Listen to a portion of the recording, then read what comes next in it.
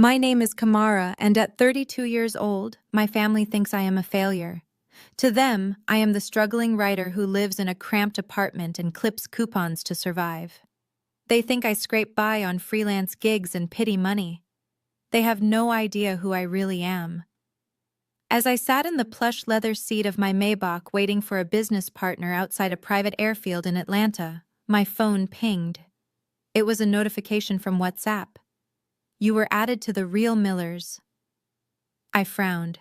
My brother Desmond must have tapped the wrong name. He probably meant to add his wife, Tiffany. I was about to exit the group when a message popped up from Tiffany. It was a photo of me from last Thanksgiving wearing a simple beige dress. The caption read, "Look at this rag. I bet she bought it at Goodwill by the pound." I can smell the mothballs through the screen. My heart hammered against my ribs. I froze. My thumb hovered over the screen. I did not exit. Instead, I started scrolling up. I read years of history. It was like opening a vault of pure hatred. There was a message from my mother Loretta from 3 years ago. It read, "I am so glad Kamara is not coming to the BBQ. She always brings that depressing energy. Plus, it is one less mouth to feed." I kept scrolling. There was a message from Desmond from the day my divorce was finalized. He wrote, "Finally. I knew he would dump her. Who could love someone that pathetic? I won the pool, guys. Pay up. $50 each." I felt a coldness spread through my veins that had nothing to do with the air conditioning in the car. These were the people I spent holidays with, the people I bought gifts for, the people I loved.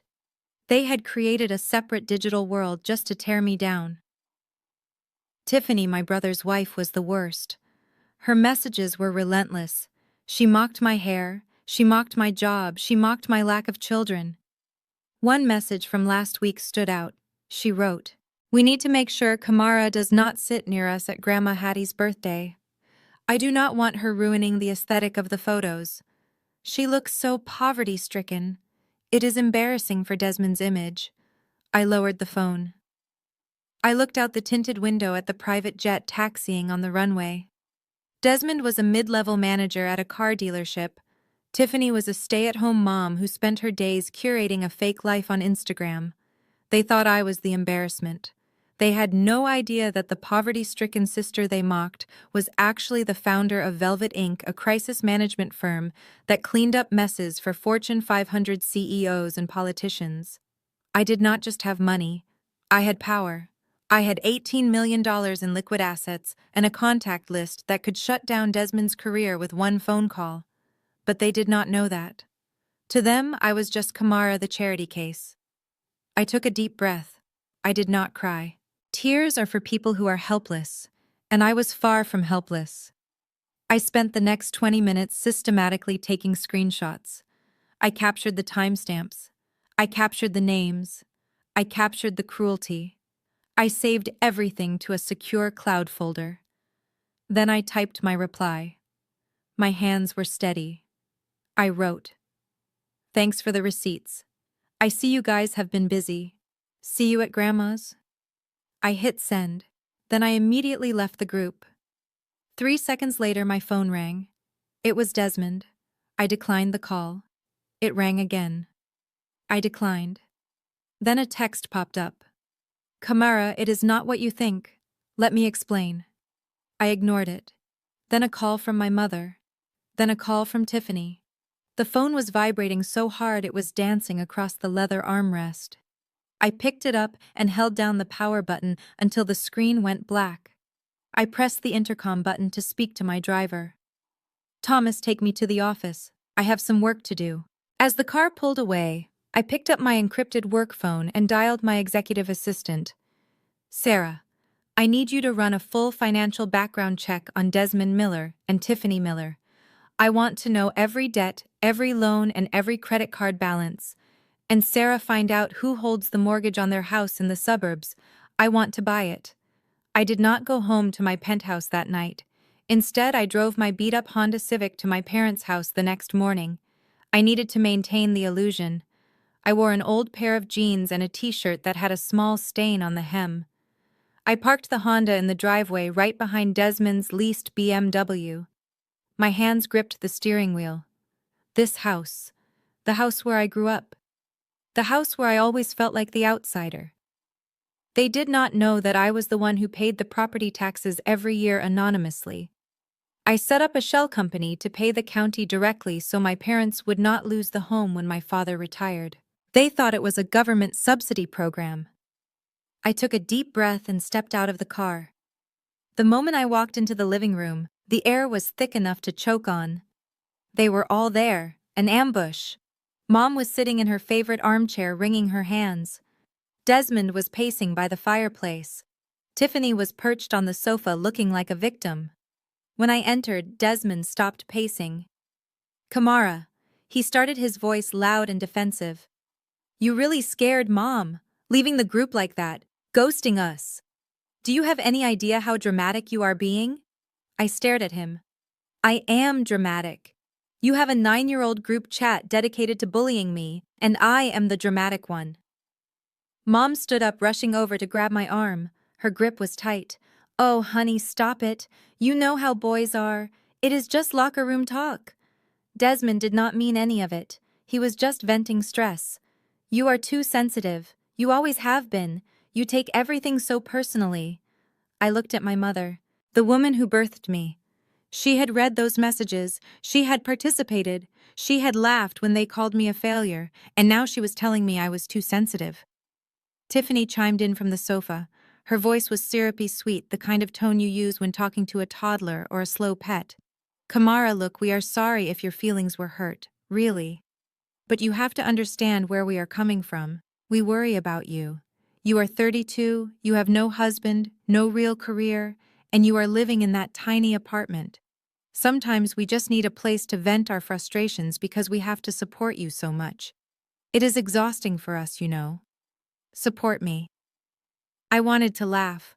I had not asked them for a dime in 10 years. But I bit my tongue.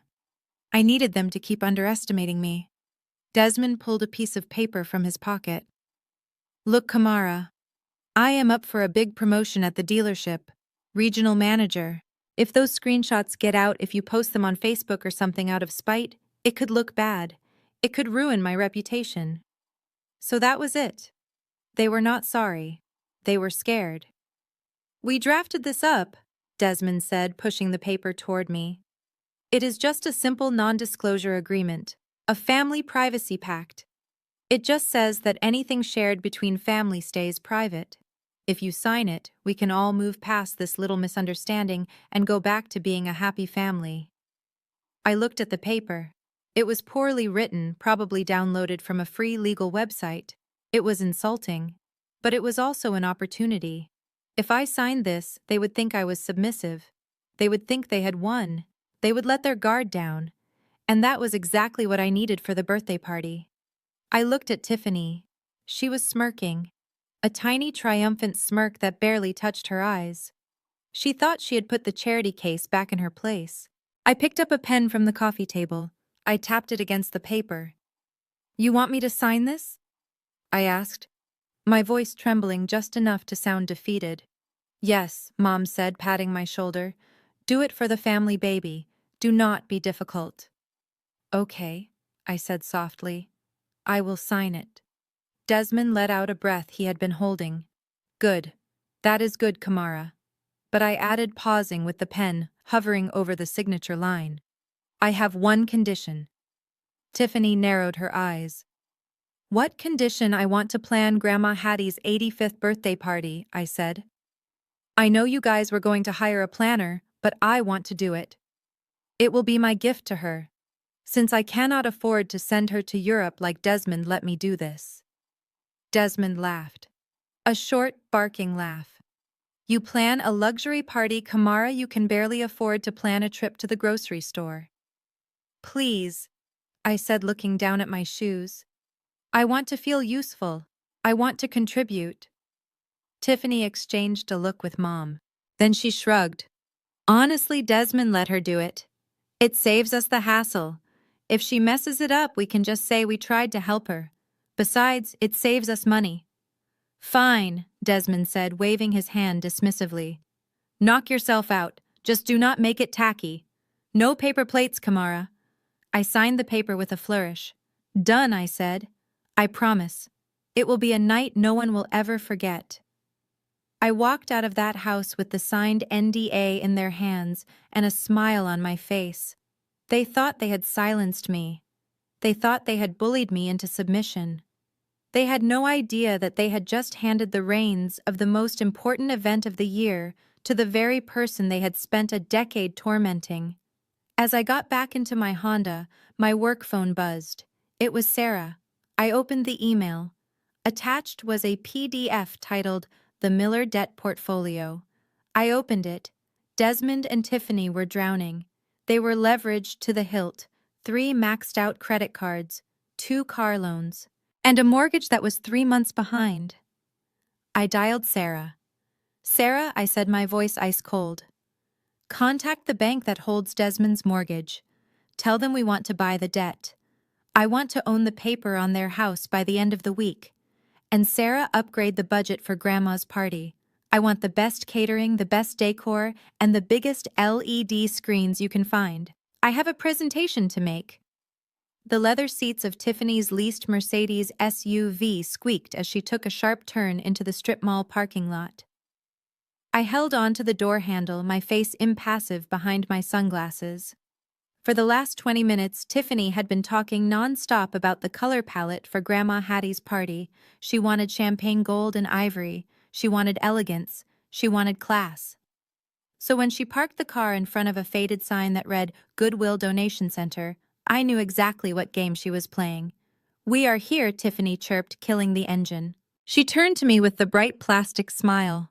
Her teeth were perfectly white, likely another expense put on a credit card that was currently maxed out. I know we talked about going to the mall, Kamara, but I was thinking about your situation on the drive over. We need to be realistic. Department store dresses are hundreds of dollars. I just would not feel right letting you spend your rent money on a gown you will only wear once. I looked out the window at the donation bins overflowing with discarded clothes.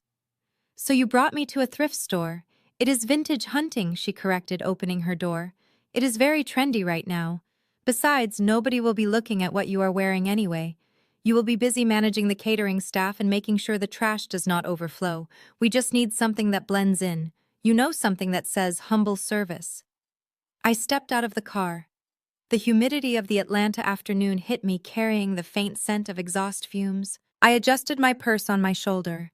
It was a nondescript black bag, but inside was a phone that controlled assets worth more than this entire shopping center. Tiffany marched toward the entrance, her heels clicking on the cracked pavement. She wore a designer silk blouse and fitted trousers, creating a stark contrast to the peeling paint of the storefront. I followed her, playing the part of the obedient, destitute sister-in-law. Inside, the air smelled of dust and old laundry detergent. Rows of metal racks were stuffed with garments of every color. It was chaotic and crowded. Tiffany wrinkled her nose slightly, but quickly masked it with a look of determination. She beckoned me over to the clearance section in the back. Look at this, she said, pulling out a shapeless gray dress made of some scratchy synthetic material. It had a stain on the collar that looked like ancient coffee. This could work. It is very practical. And look at the price tag, $4. That is a steal, Kamara. I touched the fabric. It felt like sandpaper. Tiffany, it has a stain. She waved her hand dismissively. Oh, a little club soda will get that right out. Or you can just wear a scarf. Stop being so picky. Beggars cannot be choosers, right? She laughed, a light tinkling sound that made my blood run cold. She did not wait for my response.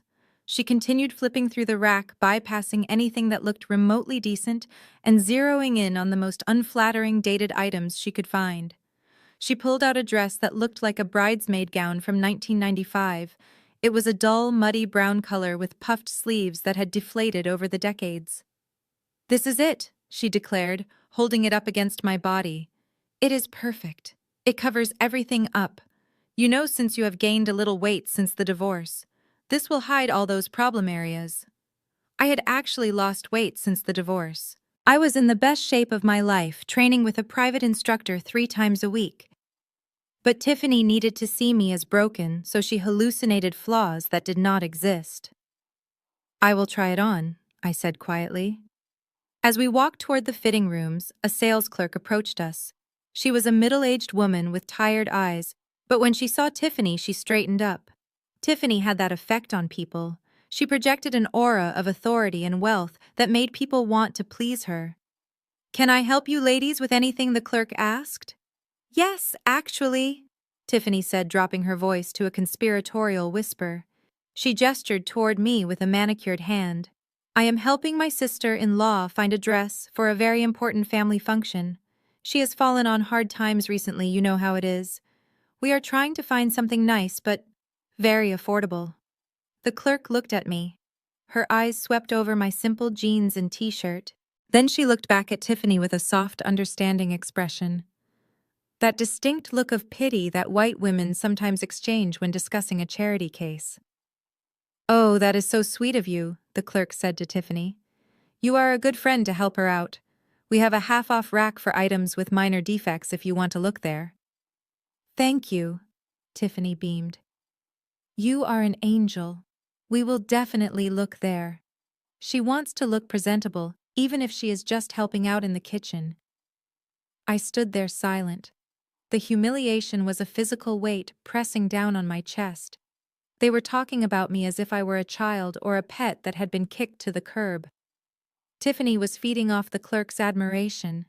She was the benevolent savior guiding the poor, hopeless Kamara through the racks of discarded clothing. My phone buzzed in my pocket, one single sharp vibration. I pulled it out, shielding the screen from Tiffany's prying eyes. It was a message from my lawyer, David. The preview text was short. "Acquisition complete. The bank accepted the transfer. You are now the sole holder of the mortgage for 42 Oak Creek Drive." A small smile touched the corner of my lips. 42 Oak Creek Drive. The house Tiffany slept in. The house where she hosted her book clubs. The house she bragged about on Facebook. I owned it. Every brick, every beam, every inch of the manicured lawn she was so proud of. I owned the roof over her head. The anger in my chest evaporated, replaced by a cold, thrilling sense of power. Let her have her moment in the thrift store. Let her drag me through the mud. Every insult she threw at me was just another line item on the bill I would present to her later. Kamara Tiffany snapped her fingers in front of my face. "Are you listening? The lady said the fitting rooms are open. Go try on the brown dress." I looked up at her. The pity was gone from my eyes. I blinked, resetting my expression to one of docile gratitude. "Oh, sorry. I was just checking the time. I will go try it on." I walked into the cramped fitting room and pulled the curtain shut. The mirror was cracked in the corner. I slipped off my shirt and pulled on the brown dress. It was hideous. The polyester scratched my skin. The sleeves were ridiculous. The color made me look washed out and sick. It was exactly what Tiffany wanted. She did not want me to look like a guest. She wanted me to look like a mistake. I stepped out of the fitting room. Tiffany gasped, bringing her hands to her mouth. "Oh, Kamara," she said, her voice dripping with fake sincerity. It is really something. It definitely fits the budget. And honestly, with your hair pulled back, nobody will even notice the missing button." I looked in the three-way mirror. I looked like a tragedy. "I love it." I lied. "It is perfect for cleaning up after the party." "Great," Tiffany said, checking her watch. "Let's get it. I have the nail appointment in an hour and I cannot be late. My nail tech is fully booked for weeks." We walked to the counter. The total came to $4.50. I reached into my purse and pulled out a $5 bill. Tiffany watched me, making no move to pay. She had just spent $200 on a lunch she didn't invite me to, but $4 for my dress was apparently where she drew the line. "That was so lucky," Tiffany said as we walked back to the car. "I am glad we found something. You know Desmond was worried you might show up in jeans. This shows you are really trying to be part of the family again." I climbed into the passenger seat of her Mercedes. As she started the engine, a notification popped up on the dashboard screen. It was a reminder from her calendar. Mortgage payment due, past due. Tiffany frowned and quickly swiped the notification away, glancing at me to see if I had noticed. I stared straight ahead, clutching the plastic bag with my $4 dress. I noticed Tiffany. I noticed everything. "Do you want to stop for coffee?" she asked, turning the car onto the main road. "I am dying for a latte." "No thanks," I said. "I should get home. I have a lot of work to do for the party." "Suit yourself," she said, turning up the radio. As we drove, she hummed along to a pop song, tapping her manicured fingers on the steering wheel. She felt powerful. She felt superior. She thought she had stripped me of my dignity by dressing me in rags. She didn't know that the person sitting next to her held the power to evict her from her life. I looked down at the plastic bag in my lap. I would wear the dress. I would wear the brown, scratchy, ugly dress. I would play the part of the charity case one last time. Because when I finally took off the mask, I wanted the shock to be absolute. I wanted them to remember this moment. I wanted them to remember how they treated me when they thought I had nothing. Because soon they would realize that the only thing poverty-stricken about this family was their character. And unlike my bank account, their moral bankruptcy was something no amount of money could fix. "Drop me off at the corner," I told her as we neared my apartment block. "You do not need to drive all the way in." "Are you sure?" Tiffany asked, though she was already slowing down. "I do not mind." "It is fine," I said. "The Honda is parked on the street anyway." I got out of her luxury SUV, clutching my Goodwill purchase. I watched as she sped away, eager to get away from the scent of failure she thought clung to me. I waited until her taillights disappeared around the corner. Then I pulled out my phone and dialed my assistant. "Sarah," I said, "send a notice to the new debtors. Tell them the new owner of the mortgage is reviewing their file due to missed payments. Do not use my name yet. Just use the holding company. Let them sweat a little before the party." I walked toward my Honda, the gravel crunching under my boots. The brown dress felt heavy in the bag, not like a garment, but like a weapon. I tossed it into the back seat. Chapter 3 was over. The humiliation was complete. Now it was time to set the stage for the main event. Grandma Hattie's party was going to be spectacular, and Tiffany Miller was going to be the star of a show she never auditioned for. The dining room table looked less like a place for a family meal and more like a corporate war room. Tiffany had spread out color-coded spreadsheets, vendor contracts, and a seating chart that looked as complex as a battle plan. My mother Loretta sat at the head of the table, sipping iced tea and looking at my brother Desmond with eyes full of adoration. I sat at the far end near the kitchen door, a spot they had subconsciously assigned to me years ago. "All right," Desmond said, leaning back in his chair and clasping his hands behind his head. He looked like a man who had just conquered a nation rather than a mid-level manager who was technically insolvent. For Grandma's big 85th, Tiffany and I decided to go big. I mean really big. We are sending her to Europe. Mom gasped, pressing a hand to her chest. "Oh, Desmond." "Europe. That is incredibly generous." Desmond nodded, soaking in the praise like a lizard on a warm rock. 2 weeks. First-class tickets. Paris, Rome. London. The works. She deserves to see the world in style before you know she gets too old to move around. I kept my face perfectly still. I knew exactly which credit card Desmond was planning to use for this. It was the Platinum Rewards card issued by the very bank my holding company had acquired a controlling stake in last month. I knew that card had a limit of $20,000, and as of this morning he was already at $19,500. The transaction for these tickets would be declined faster than he could say, "Bon voyage." But I said nothing. I just let him build his castle in the sky. "That is wonderful, Desmond," I said, my voice flat. "Grandma will love the idea of it." Tiffany shot me a sharp look. "The idea of it? She is going to love the reality of it, Kamara. Unlike some people, Desmond actually follows through on his promises." Mom reached out and squeezed Desmond's hand. "You are such a good grandson. You have always been the provider of this family. Hattie is going to be so proud." Then the room went quiet. The air grew heavy. I knew this moment was coming. It was the moment they pivoted from praising the golden child to shaming the scapegoat. 3 pairs of eyes turned toward me. "So," Tiffany said, tapping her pen against the mahogany table, "that brings us to you, Kamara." I took a sip of water. "What about me?" "Well," Tiffany sighed, glancing at her spreadsheet as if searching for a line item that did not exist. "We know things are tight for you, especially after the divorce. We obviously do not expect you to match Desmond's gift. We do not want you to embarrass yourself by trying to buy something cheap that will just end up in the trash." "I appreciate that," I said. However, Mom interjected, sitting up straighter. "You need to contribute something, Kamara. You are still a Miller even if you are living unconventionally. It would look very bad to the guests if you showed up empty-handed. It reflects poorly on us." "I have a gift in mind," I said. Tiffany laughed. A short, dismissive sound. "Let me guess.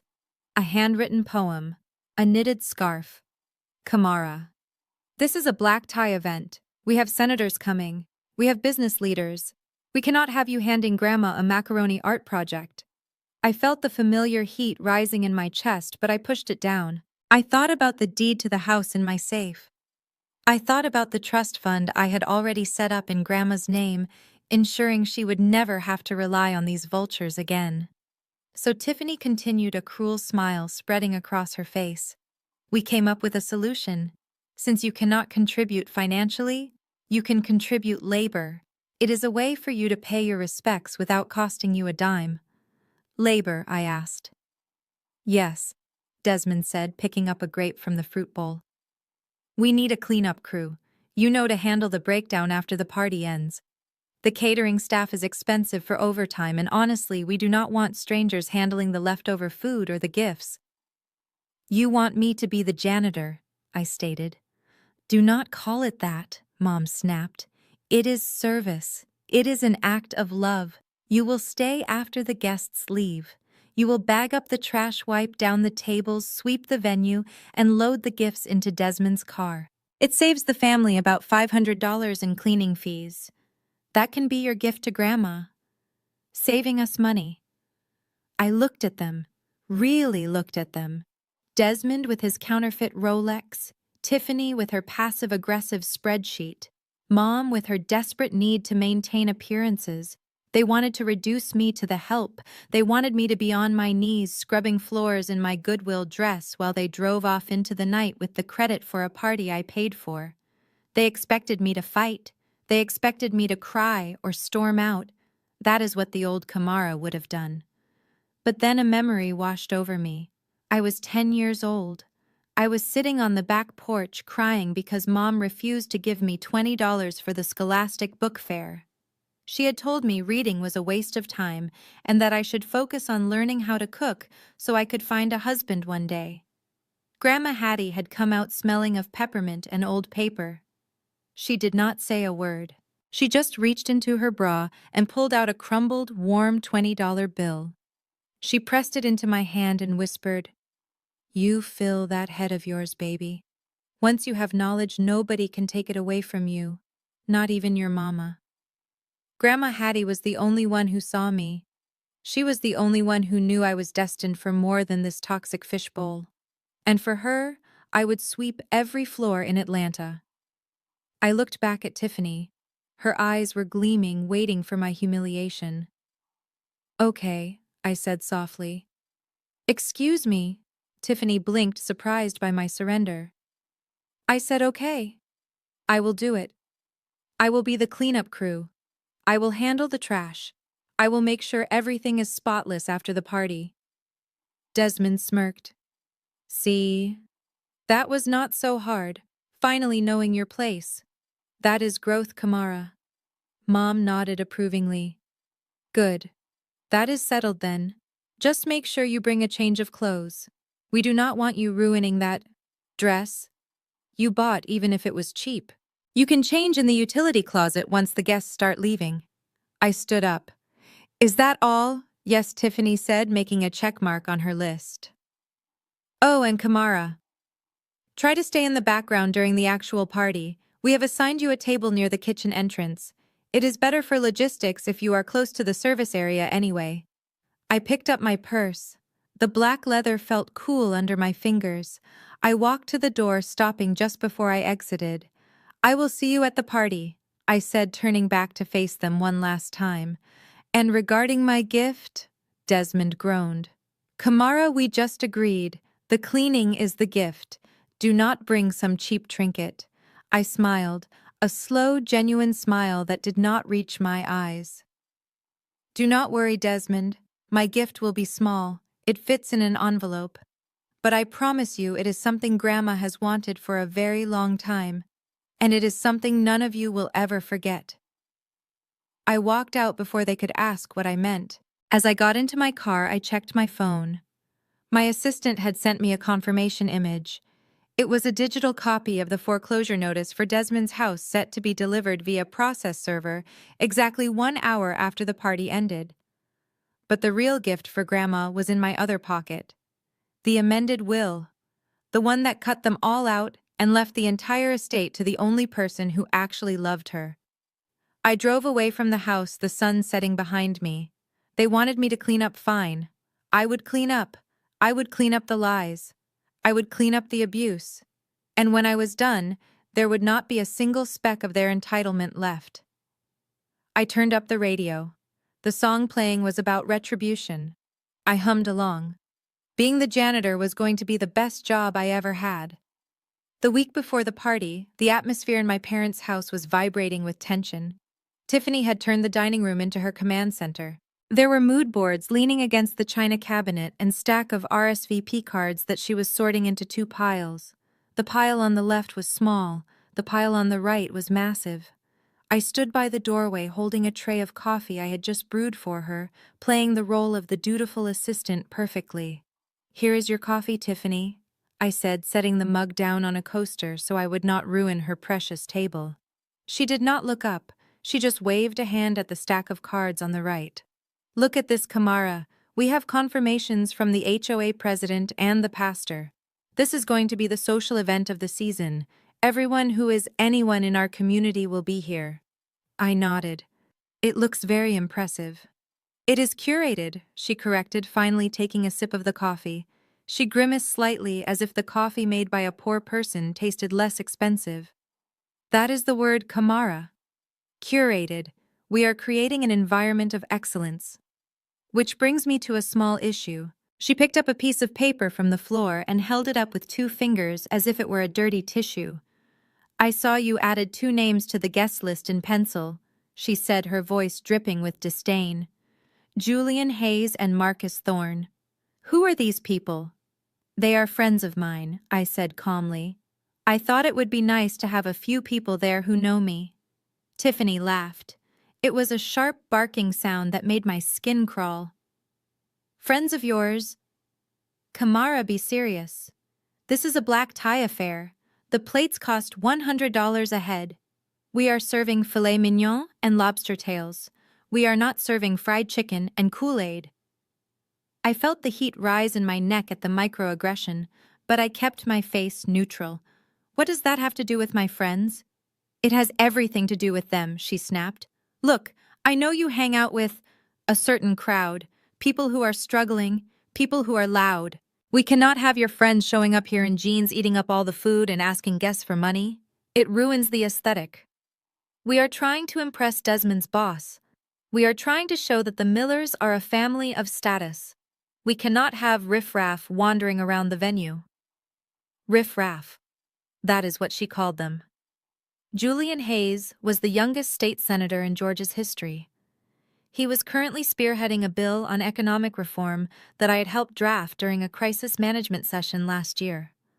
Marcus Thorne was the CEO of Thorne Tech, a company that had just gone public with a valuation of $4 billion. He was my jogging partner on Tuesdays. These men did not just have status, they defined it. If they walked into a room, Desmond would be lucky to shine their shoes. But Tiffany did not know that. She just saw names she did not recognize and assumed that because they were associated with me, they must be nobodies.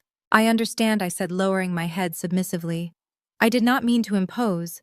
It is just that, well, I was worried about the staffing. Tiffany raised an eyebrow. What about the staffing? You mentioned the catering company charges extra for servers to pass the hors d'oeuvres and refill the champagne, I said.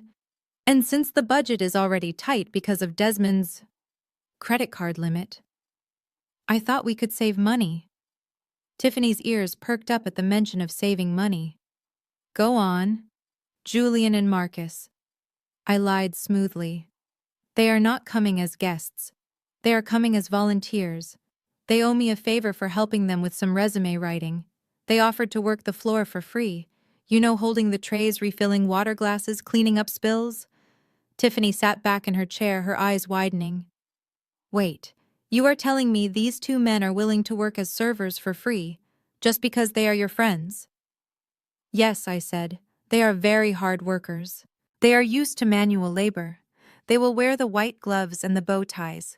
You will not even have to feed them the steak dinner. They can eat sandwiches in the back with me. A slow, greedy smile spread across Tiffany's face. She tapped her chin.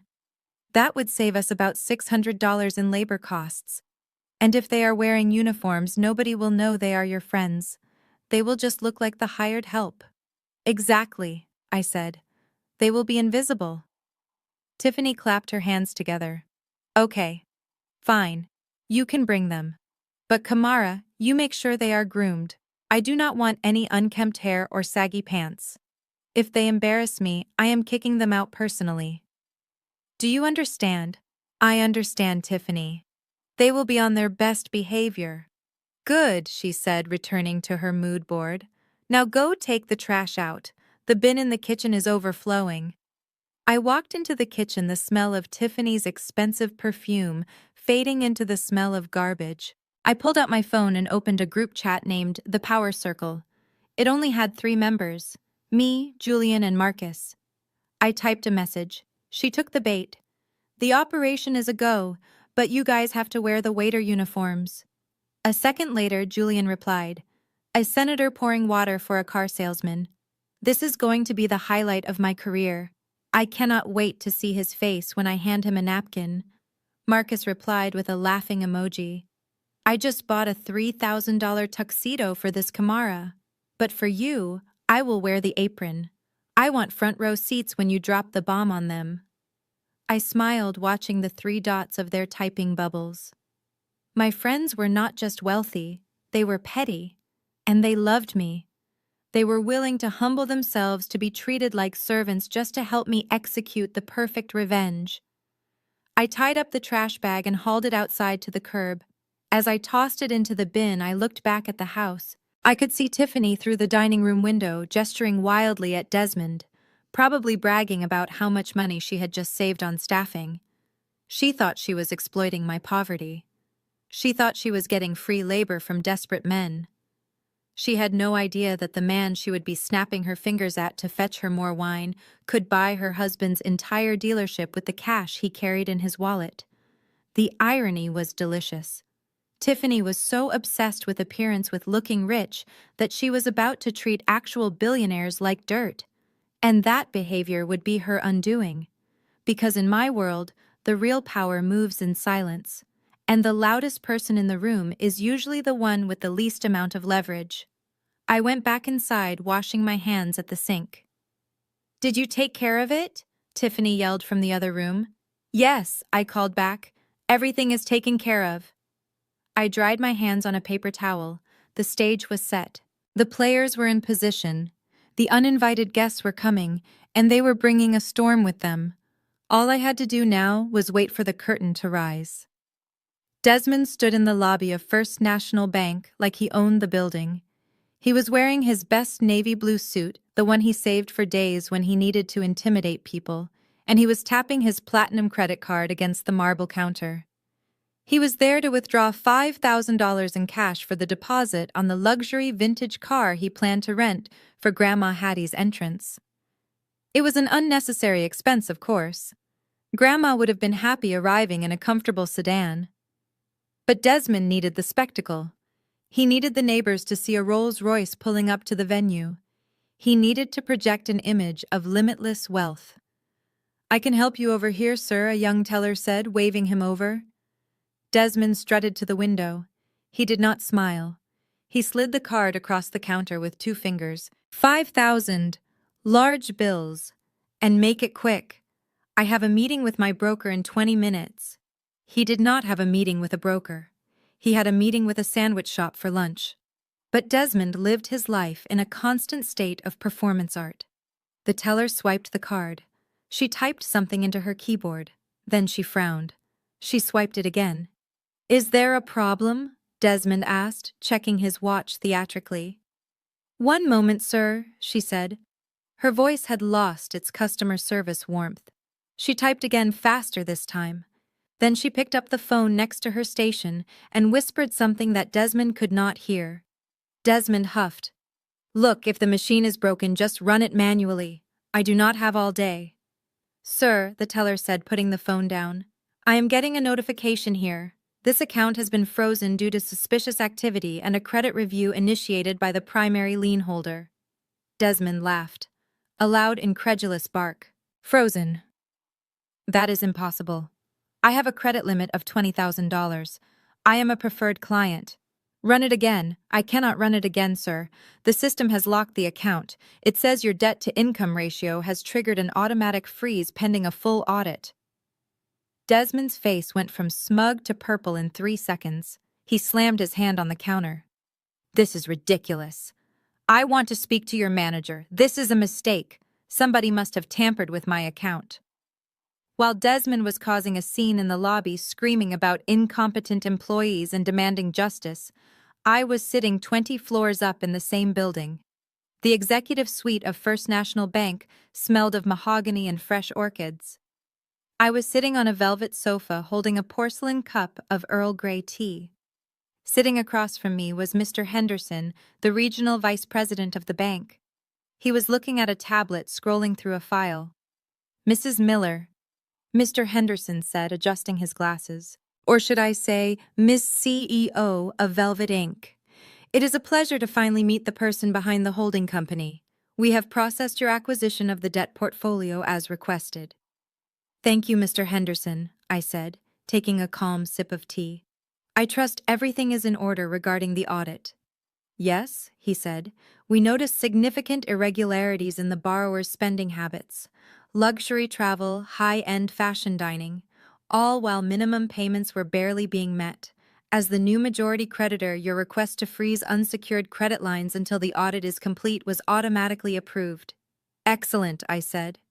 Just then my phone began to vibrate on the glass coffee table. I glanced at the screen. It was Desmond. Mr. Henderson looked at the phone, then back at me. He raised an eyebrow. "Is that the borrower?" I smiled. "Yes.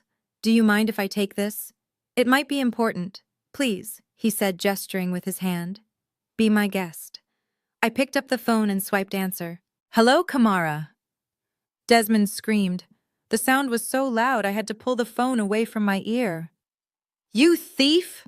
You jealous, petty little thief, Desmond," I asked, keeping my voice full of innocent confusion.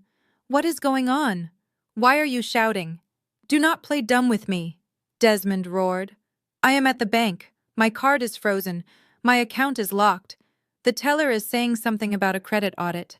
Nobody has access to my social security number except family. You are the only one who would do this." I sighed, leaning back into the velvet cushions. "Desmond, why would I do that? I have been cleaning the venue all morning. I do not even know your bank details." "You stole them," he accused. "You probably dug through my trash or went through my wallet when you were at the house. You are trying to sabotage me because you are jealous that I am taking Grandma to Europe, and you are just the janitor." I looked at Mr. Henderson.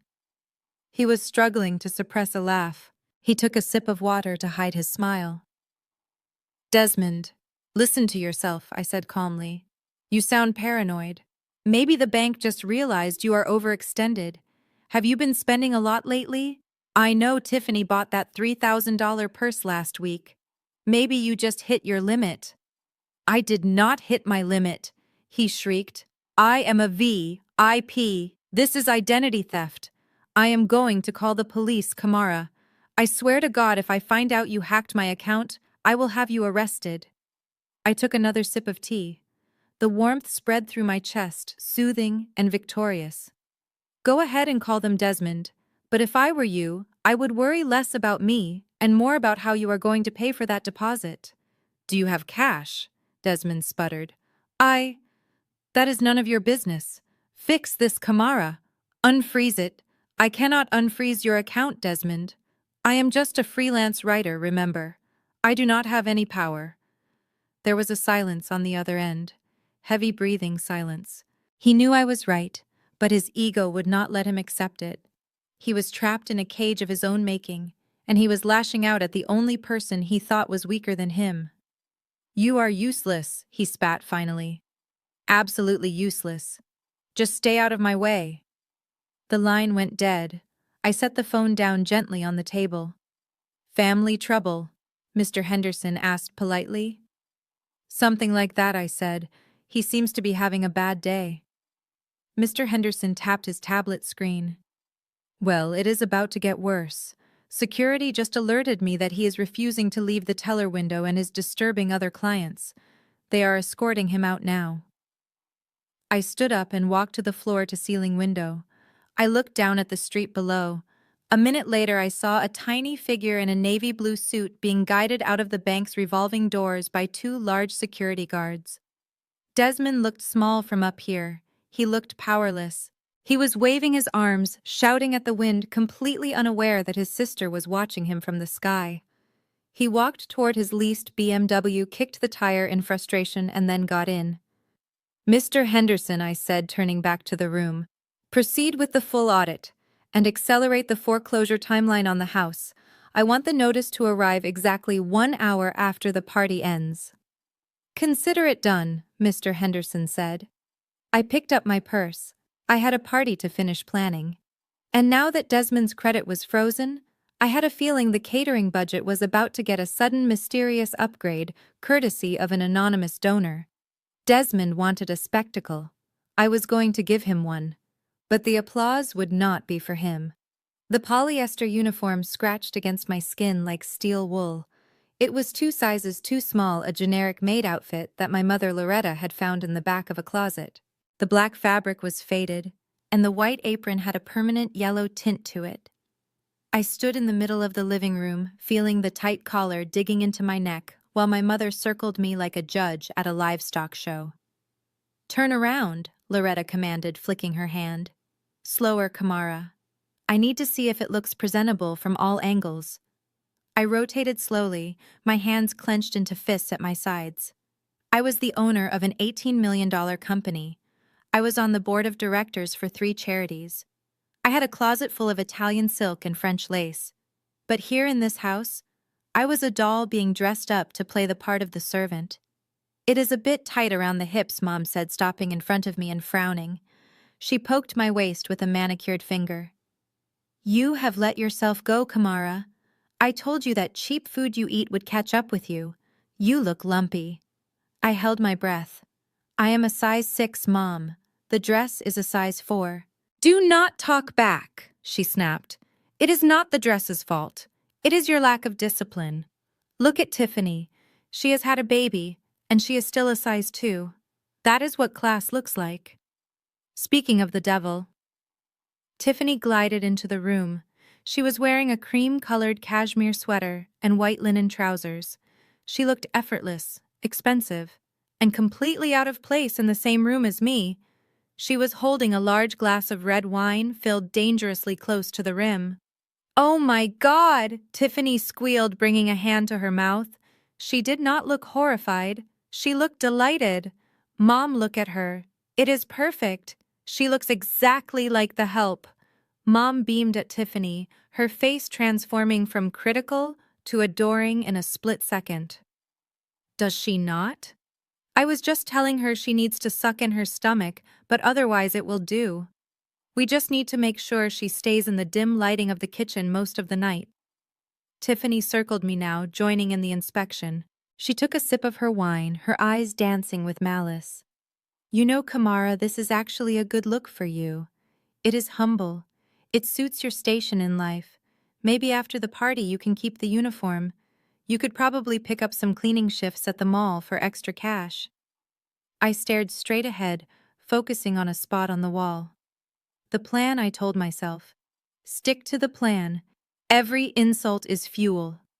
Is the apron straight? Tiffany asked, reaching out to tug at the fabric. She pulled it hard, jerking me forward slightly. Tiffany, be careful, I said, regaining my balance. She laughed. Relax. I am just fixing you. You look like a mess. She stepped closer, invading my personal space.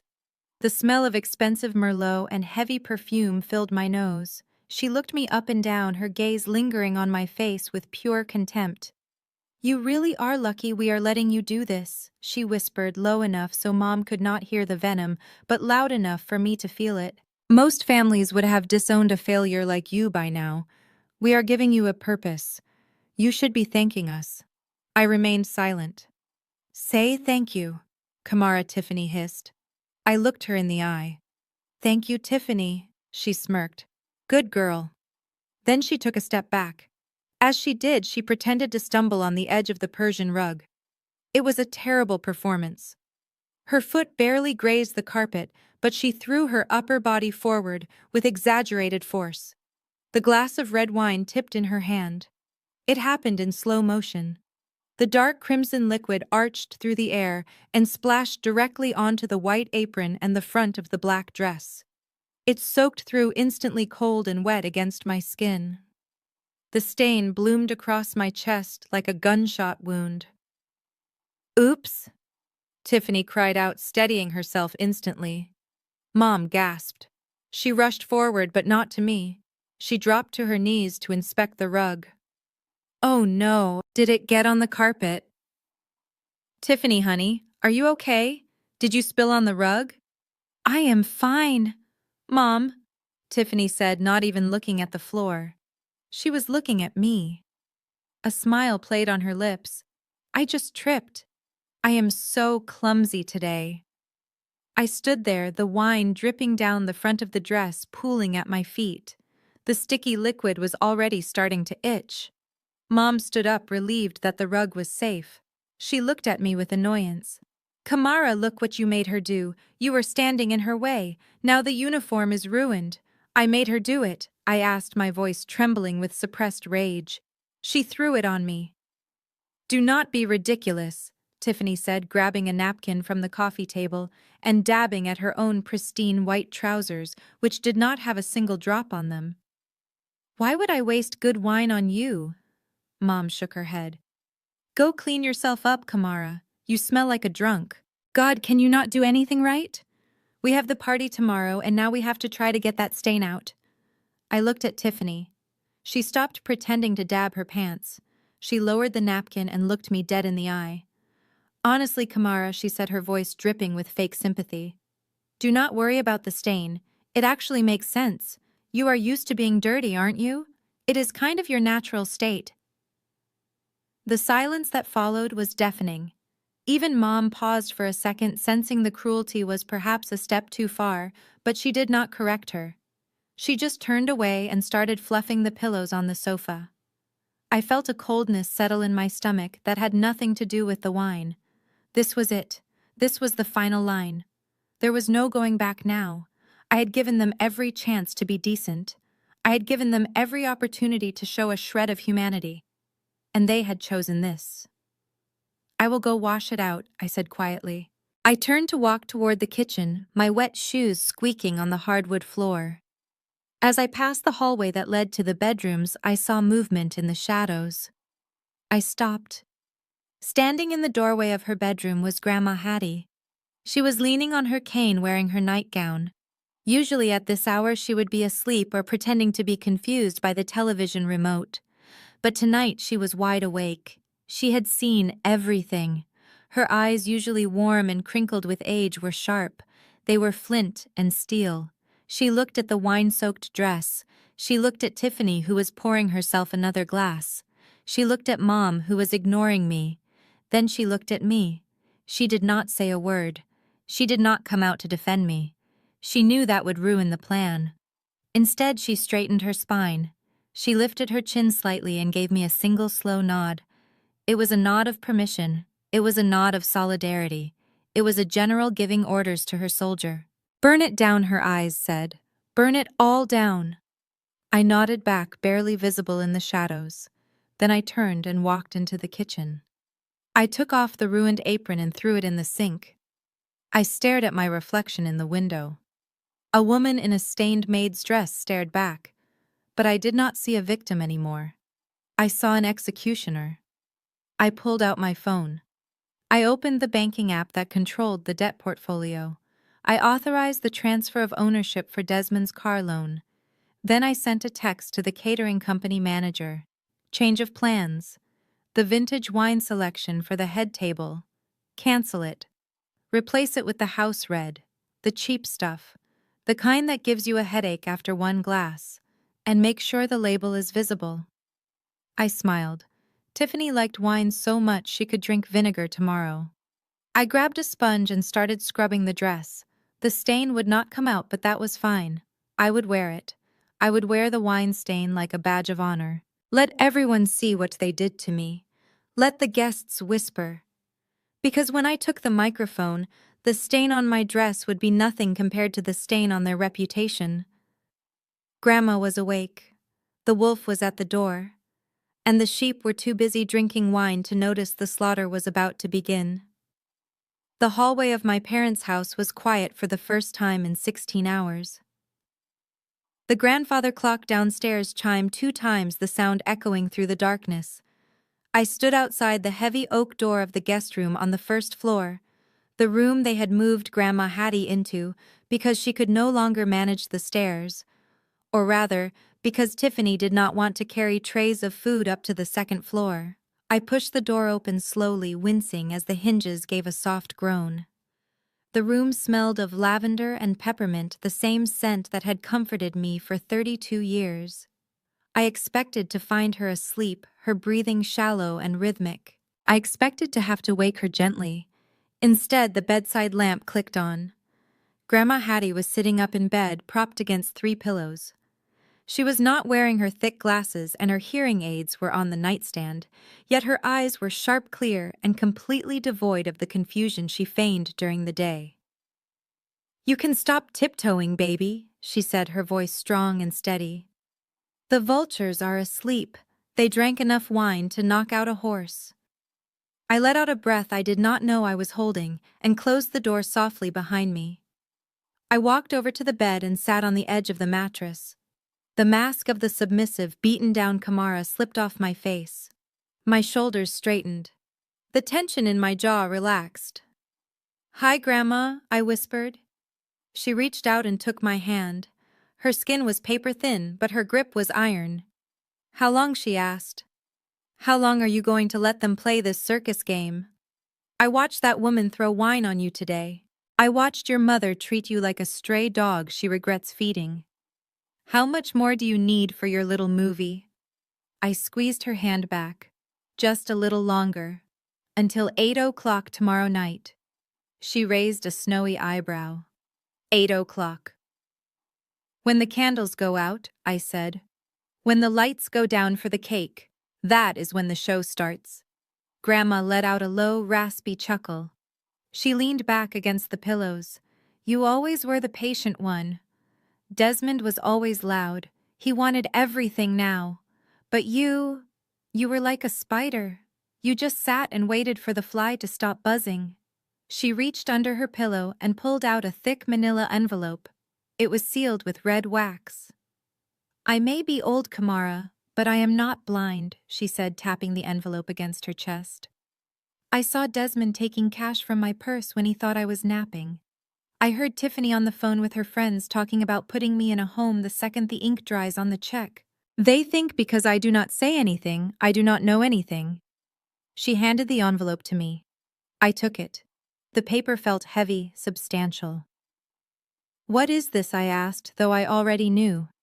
"My lawyer came by last Tuesday," she said, "while Tiffany was at her Botox appointment and your mother was at church.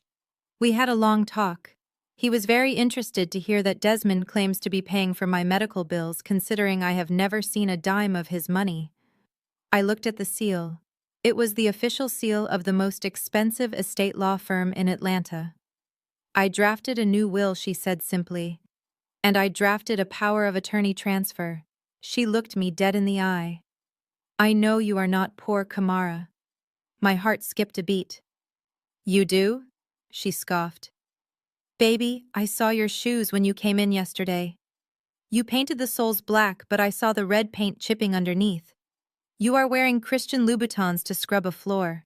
And that purse you carry, it looks cheap, but the stitching is hand-sewn. You cannot fool me. You have done well for yourself. Tears pricked my eyes. I wanted to tell you, Grandma. I did not want them to know. I did not want them to leech off me. I know, she said softly. And I am proud of you. You built something real. Desmond built a house of cards. And tomorrow, you are going to blow it down. She pointed to the envelope. That document transfers all my assets, the house, the land in Virginia, the stocks my husband left me, into a trust. And guess who the sole trustee is? I smiled. Me, you. And there is a clause in there for Desmond. He gets exactly $1. And Tiffany gets my collection of ceramic cats. She always said she hated them. We both laughed, a quiet conspiratorial sound in the dark room. It was the first time I had laughed genuinely in days. Keep that safe, she said, her eyes growing serious again. Tomorrow, when they ask for a speech, I am going to ask you to read it. I want to see their faces. I want to see the moment they realize the gravy train has derailed. I will keep it safe, I promised.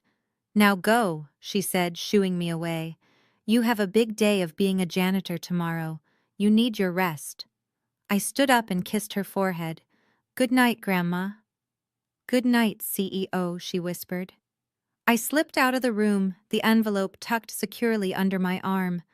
The hallway was still dark, but I was not afraid of the shadows anymore.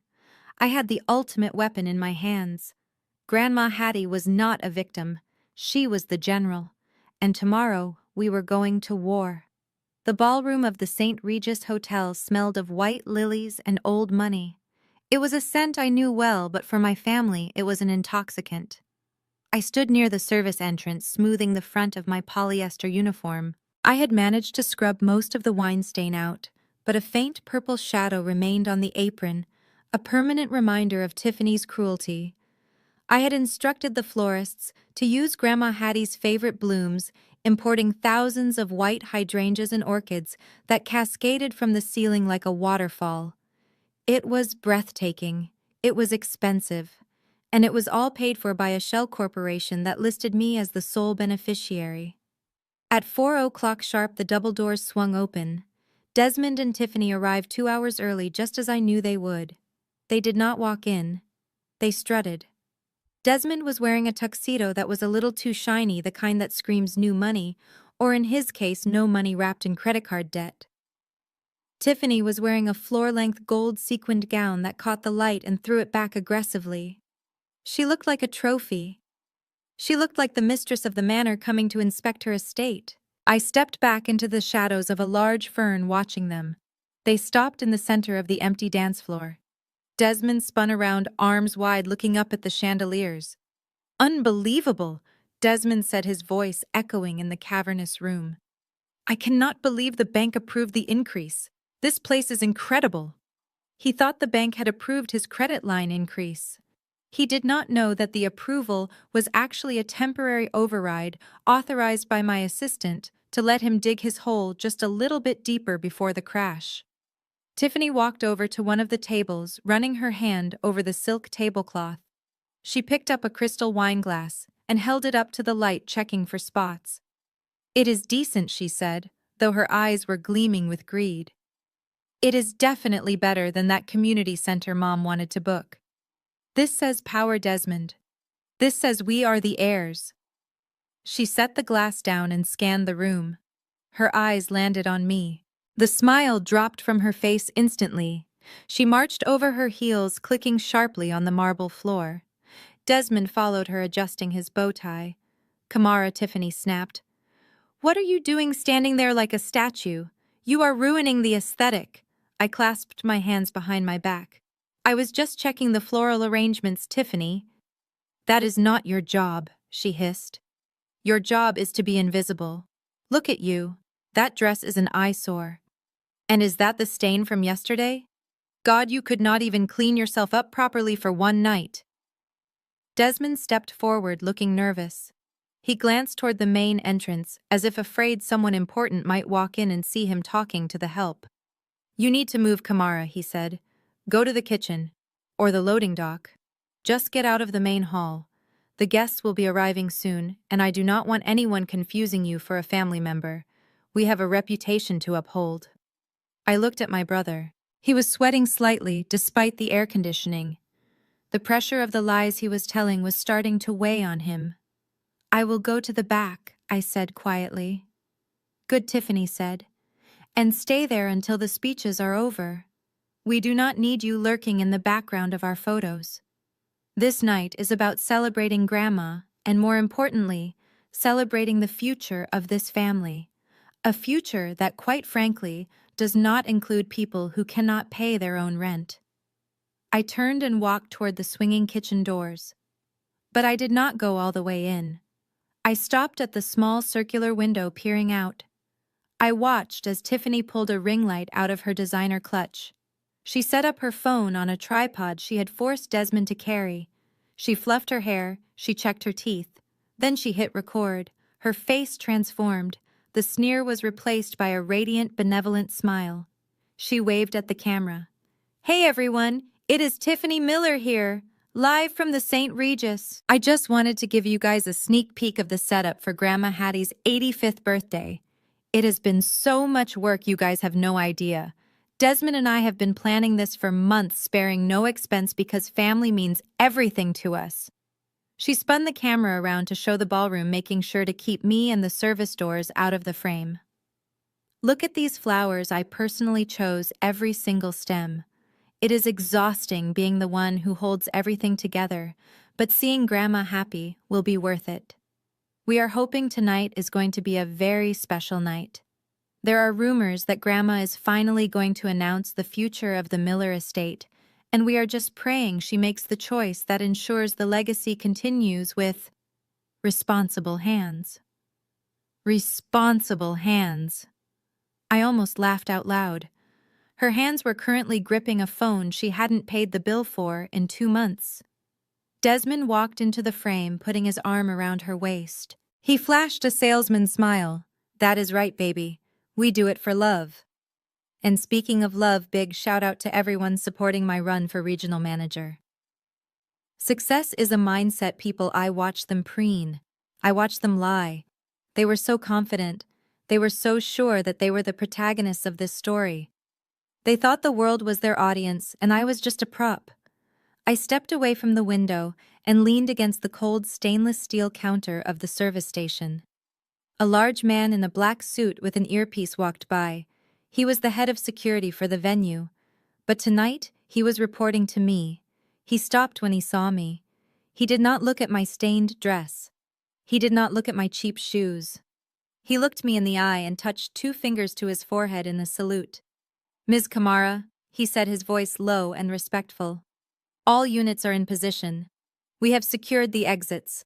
The private server containing the digital evidence is linked to the main projector. We are ready on your command." I reached up and adjusted the tiny invisible earpiece hidden beneath my hair. "Thank you, Marcus," I said. "Hold the feed. Let them have their cocktail hour. Let them drink the champagne. Let them feel like kings and queens." "Copy that," he said. "And the special guests, Senator Hayes and Mr. Thorne, are in the changing room now," I said. "They are putting on their waiter uniforms. Make sure nobody harasses them until the reveal." "Understood." He walked away, disappearing into the bustle of the kitchen staff. I looked down at my hands. They were steady. I pulled out my phone and opened the live stream Tiffany was currently broadcasting. I saw the comments rolling in. User 1 wrote, "Wow, Tiffany, you are such an angel. The place looks amazing." User 2 wrote, "Power couple goals." User 3 wrote, "Hope. You get that inheritance, girl." I typed a comment from an anonymous account I had created years ago. "Enjoy the party. The truth comes out when the candles are blown out." I watched Tiffany on the screen. She saw the comment. Her smile faltered for a fraction of a second. She frowned, looking around the room, her eyes darting toward the shadows. She sensed something. A shift in the air. A vibration in the floorboards. But then Desmond whispered something in her ear, probably about how good she looked, and she laughed, dismissing the feeling. She went back to posing, back to bragging, back to digging her own grave. I put the phone away. I adjusted my apron. I picked up a tray of empty champagne flutes. It was time to go to work. I pushed open the kitchen doors and stepped out into the ballroom. I walked right past them, head bowed, eyes lowered. Tiffany snapped her fingers at me as I passed. "Hey you," she called out, not even using my name. "Grab that napkin off the floor. It looks messy." I stopped. I bent down. I picked up the napkin. "Right away, ma'am," I whispered. I walked away, clutching the napkin. I could feel their eyes on my back, judging me, dismissing me. They had no idea that the woman cleaning their floor was the same woman who owned the ground they were standing on. The guests were starting to arrive. The trap was set. And as the first notes of the jazz band began to play, I smiled. It was showtime. The double doors of the ballroom swung open at 6 o'clock sharp, admitting a steady stream of Atlanta's elite. The air instantly filled with the murmur of expensive conversation, the rustle of silk gowns, and the clinking of crystal flutes. I stood in the shadow of a large marble pillar near the kitchen entrance, holding a silver tray of empty napkins. My posture was slumped, my eyes lowered, playing the part of the invisible servant to perfection. But beneath my lashes, my eyes were darting around the room, cataloging every arrival. To my left, the CEO of Delta Airlines was shaking hands with a tech mogul from Silicon Valley. To my right, the mayor of Atlanta was laughing at a joke made by a famous hip-hop producer. These were people who did not attend birthday parties for random grandmothers in the suburbs. These were people who moved markets and shaped laws. They were here because 2 weeks ago I had sent out personal invitations from my private email address, the one that ended in Velvet Ink Global. I had told them that my grandmother was a woman of history and that her 85th birthday was a networking event they could not afford to miss. But Desmond and Tiffany did not know that. They stood at the entrance of the ballroom, greeting guests with wide, bewildered smiles. They looked like deer caught in the headlights of a very expensive car. I watched Desmond shake the hand of a man he had only ever seen on CNN. "Welcome," Desmond said, pumping the man's hand enthusiastically. "I am Desmond Miller. I am the grandson. Thank you for coming to support the family." The man looked at Desmond with polite confusion, clearly having no idea who he was, but he smiled and nodded before moving toward the open bar. Tiffany leaned into Desmond, whispering loudly enough for me to hear from 10 feet away. "Desmond, oh my God, is that Senator Hayes' chief of staff? How did he get an invite? Did your boss send it?" Desmond puffed out his chest, adjusting his bow tie. "I told you, Tiff, my name carries weight in this town. People know I am next in line for the regional manager spot. Success attracts success." I almost snorted. Success attracts success. Desmond could not attract a fly to honey. Just then, Julian Hayes walked past me. The state senator was wearing a white waiter's jacket that was a little tight across his shoulders and a black bow tie. He was carrying a tray of crab cakes. He stopped next to me, keeping his face forward. "Your brother just tried to network with the valet parking attendant," Julian whispered out of the corner of his mouth. I bit the inside of my cheek to keep from laughing. "Keep walking, Julian. Do not break character." He winked at me and merged into the crowd, offering appetizers to the very people who had donated millions to his campaign last year. I checked my watch. 7:30. 30 minutes until the cake cutting. 30 minutes until the lights went out. 30 minutes until the end of the world as the Millers knew it. I watched Desmond navigate the room. He was drunk on the atmosphere. He was grabbing people by the arm, laughing too loudly at jokes he did not understand, and acting like the lord of the manor. He spotted a waiter standing near the VIP table. It was Julian again. Desmond marched over to him. I tensed. This was the moment. "Hey you?" Desmond snapped, snapping his fingers in Julian's face. Julian turned slowly. "Yes, sir." "My glass is empty," Desmond said, holding out his champagne flute. "And the mayor's water glass is low. Can you not see that? What are we paying you for? To stand around and look pretty." Julian looked at the glass. Then he looked at Desmond. For a split second, I saw the senator flash in his eyes the man who could shred an opponent in a debate with a single sentence. But then the mask slid back into place. "My apologies, sir," Julian said smoothly. "I will fetch a fresh bottle immediately." "And make it snappy," Desmond grunted. "And get me some of those shrimp things. I am starving." Desmond turned back to the mayor, who was watching the interaction with a raised eyebrow. "Sorry about that, Mr. Mayor. Good help is so hard to find these days. You have to stay on top of them or they get lazy." I closed my eyes, savoring the moment. Desmond Miller, a man with a credit score of 420, had just snapped his fingers at the man who controlled the state budget. He had just ordered a senator to fetch him shrimp. The sheer, unadulterated hubris was breathtaking. I looked across the room.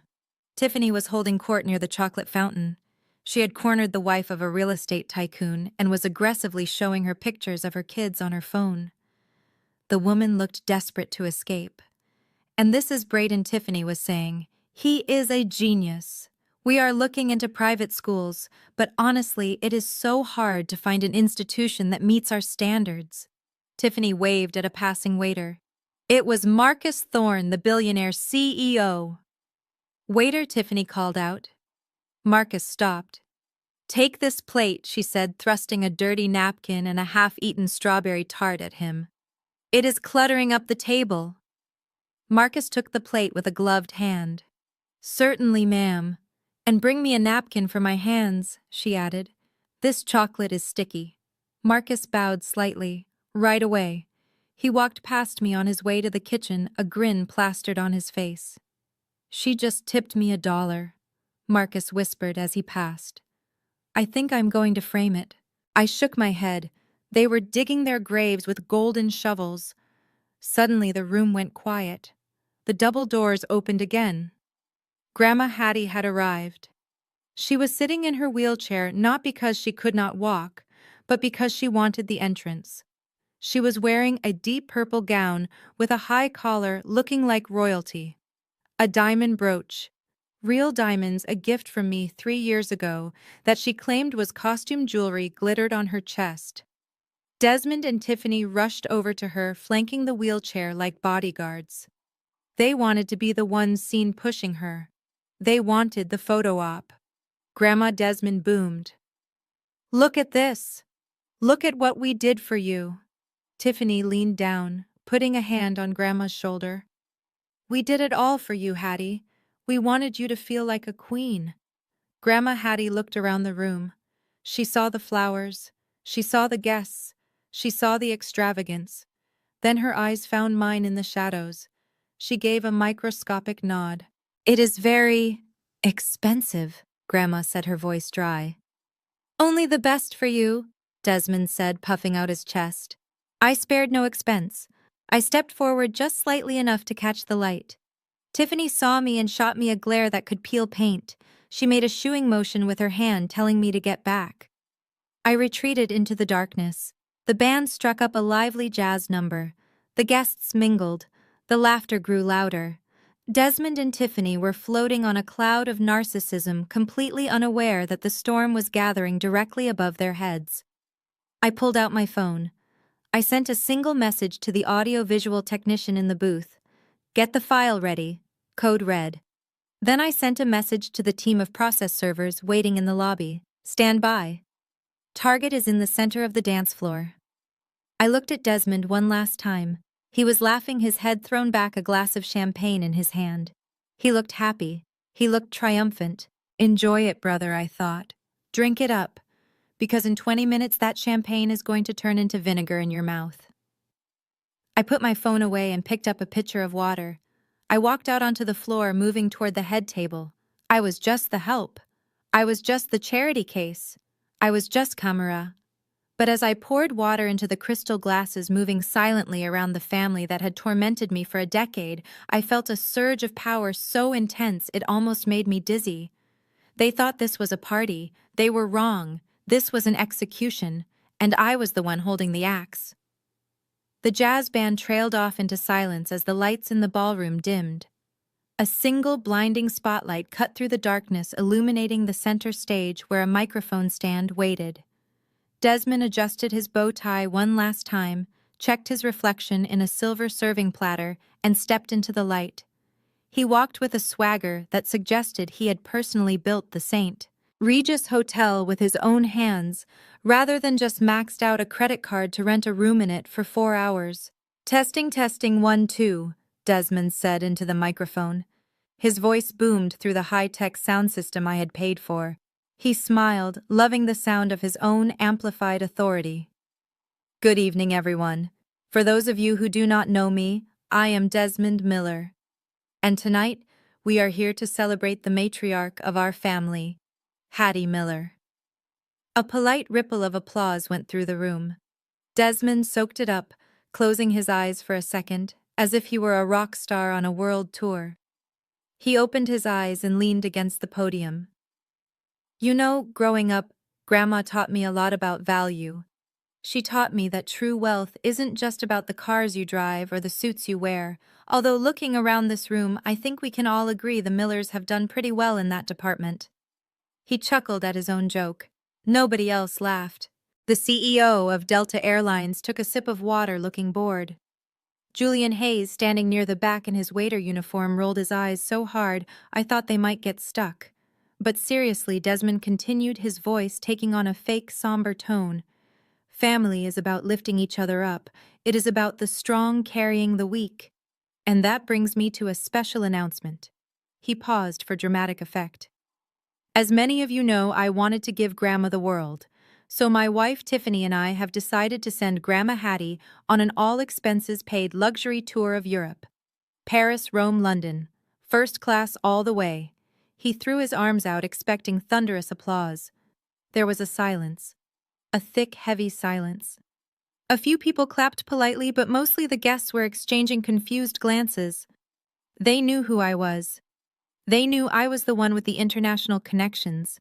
The idea of Desmond, a man whose suit didn't quite fit right, sending anyone to Europe seemed improbable to them.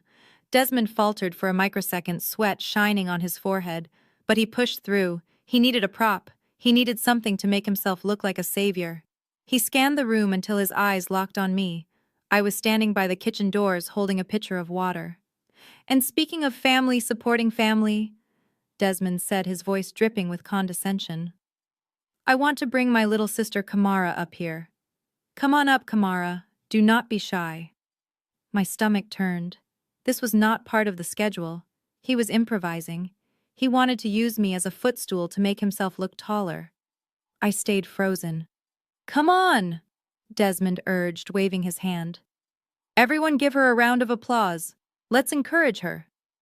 The spotlight swung wildly, searching the room until it landed on me. The bright beam blinded me for a second. I was illuminated in my stained, ill-fitting maid's uniform, clutching a water pitcher like a lifeline. Go, Tiffany hissed from the side of the stage. She waved frantically.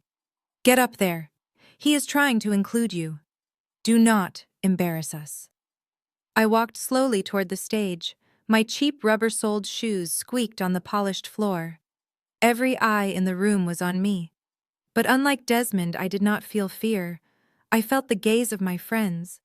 I saw Marcus Thorne lower his tray, his jaw set in anger. I saw Julian take a step forward, ready to intervene. I gave them a tiny, imperceptible shake of my head. Not yet. I climbed the stairs to the stage. Desmond wrapped a heavy, sweaty arm around my shoulders. He pulled me close, too close. The smell of his cheap cologne was overpowering. Look at her, Desmond said to the crowd, squeezing my shoulder. My baby sister. You know, folks, life hasn't been easy for Kamara. We all have different paths. I went into business, I climbed the ladder. I built a life of success. And Kamara, well, Kamara has had a hard time finding her footing. He looked down at me with a pity that was designed to humiliate. After her husband left her, and after the financial struggles, most families might have turned their backs. But not the Millers. We believe in charity starting at home. That is why we let Kamara help out tonight. That is why we give her a purpose. Even if that purpose is just cleaning up after the party, it is honest work, right? He laughed. He actually laughed. And look at this dress, he said, fingering the polyester fabric of my sleeve. She might not be wearing Chanel like my beautiful wife Tiffany, but she is here. She is trying, and that is what matters. We are just happy we can provide a safety net for her so she does not end up on the street. He looked out at the audience, beaming, waiting for the adoration. He expected them to ooh and ah at his benevolence. He expected them to see him as a saint for taking care of the broken, pathetic sister. But the room was dead silent. It wasn't a peaceful silence. It was the silence of a predator watching prey. The guests, my business partners, my political allies, were staring at Desmond with a mixture of horror and disgust. They saw a man in a cheap tuxedo mocking a woman they knew to be a genius. They saw a bully. Desmond's smile started to twitch. He couldn't understand why nobody was clapping. "Tough crowd," he muttered into the mic, trying to save the moment. Tiffany, sensing the awkwardness, strutted onto the stage. She looked radiant in her gold dress, the picture of the supportive wife. She came up to my other side and looped her arm through mine. "What Desmond means," Tiffany chirped into the mic, her voice high and shrill, "is that we love Kamara, flaws and all. We are just so blessed to be in a position to help the less fortunate, even when they are related to us." She squeezed my arm. Her fingernails dug into my bicep, sharp and painful. "Smile," she whispered through her teeth, her voice low enough that the microphone didn't pick it up. "Smile, Kamara. You look like a funeral. People are watching. Look grateful." I turned my head slowly to look at her. Her eyes were hard, manic. She was terrified that the image was cracking. I forced the corners of my mouth up. It wasn't a smile. It was a baring of teeth. "That is better," she whispered. "Just stand there and look pathetic. It makes us look better." Desmond regained his confidence with Tiffany by his side. "So let's raise a glass," he shouted. "To Grandma Hattie, and to the Miller legacy. May it always be strong, wealthy, and generous." He raised his glass. Tiffany raised hers. They looked at me, expecting me to clap. I stood there, the water pitcher still in my hand. I looked out at the sea of faces. I saw Grandma Hattie in the front row. She was not looking at Desmond. She was looking at me. Her hands were folded in her lap, resting on the manila envelope I had given back to her earlier. She nodded. One single sharp nod. It was time. I stepped away from Desmond's sweaty grip. I pulled my arm out of Tiffany's claws. "Kamara." "What are you doing?" Desmond hissed. "Get back in line." I walked to the podium. Desmond tried to block me, but I moved with a speed and authority he had never seen before. I grabbed the microphone stand and adjusted it. I tapped the mic. Boom, boom. The sound echoed like thunder. Desmond laughed nervously. "Oh, looks like the help wants to say a few words." "Go ahead, Kamara. Make it quick, we have cake cutting in 5 minutes." I looked at him. My eyes were cold. My posture was straight. The slump was gone. The submissive sister was gone. "You are right, Desmond," I said, my voice calm, steady, and commanding. "It is time to talk about the Miller legacy, and it is time to talk about charity." I turned to the audio booth in the back of the room. "Cut the music," I said, "and put the feed on the main screen." Tiffany frowned. "What feed? What is she talking about?" Suddenly, the massive LED screen behind us, which had been displaying a slideshow of stock photos of Paris, flickered. It went black for a second. Then it lit up. It wasn't a photo. It was a screenshot. A screenshot of a text message thread dated 9 years ago. The header read, "The real Millers, no Kamara allowed."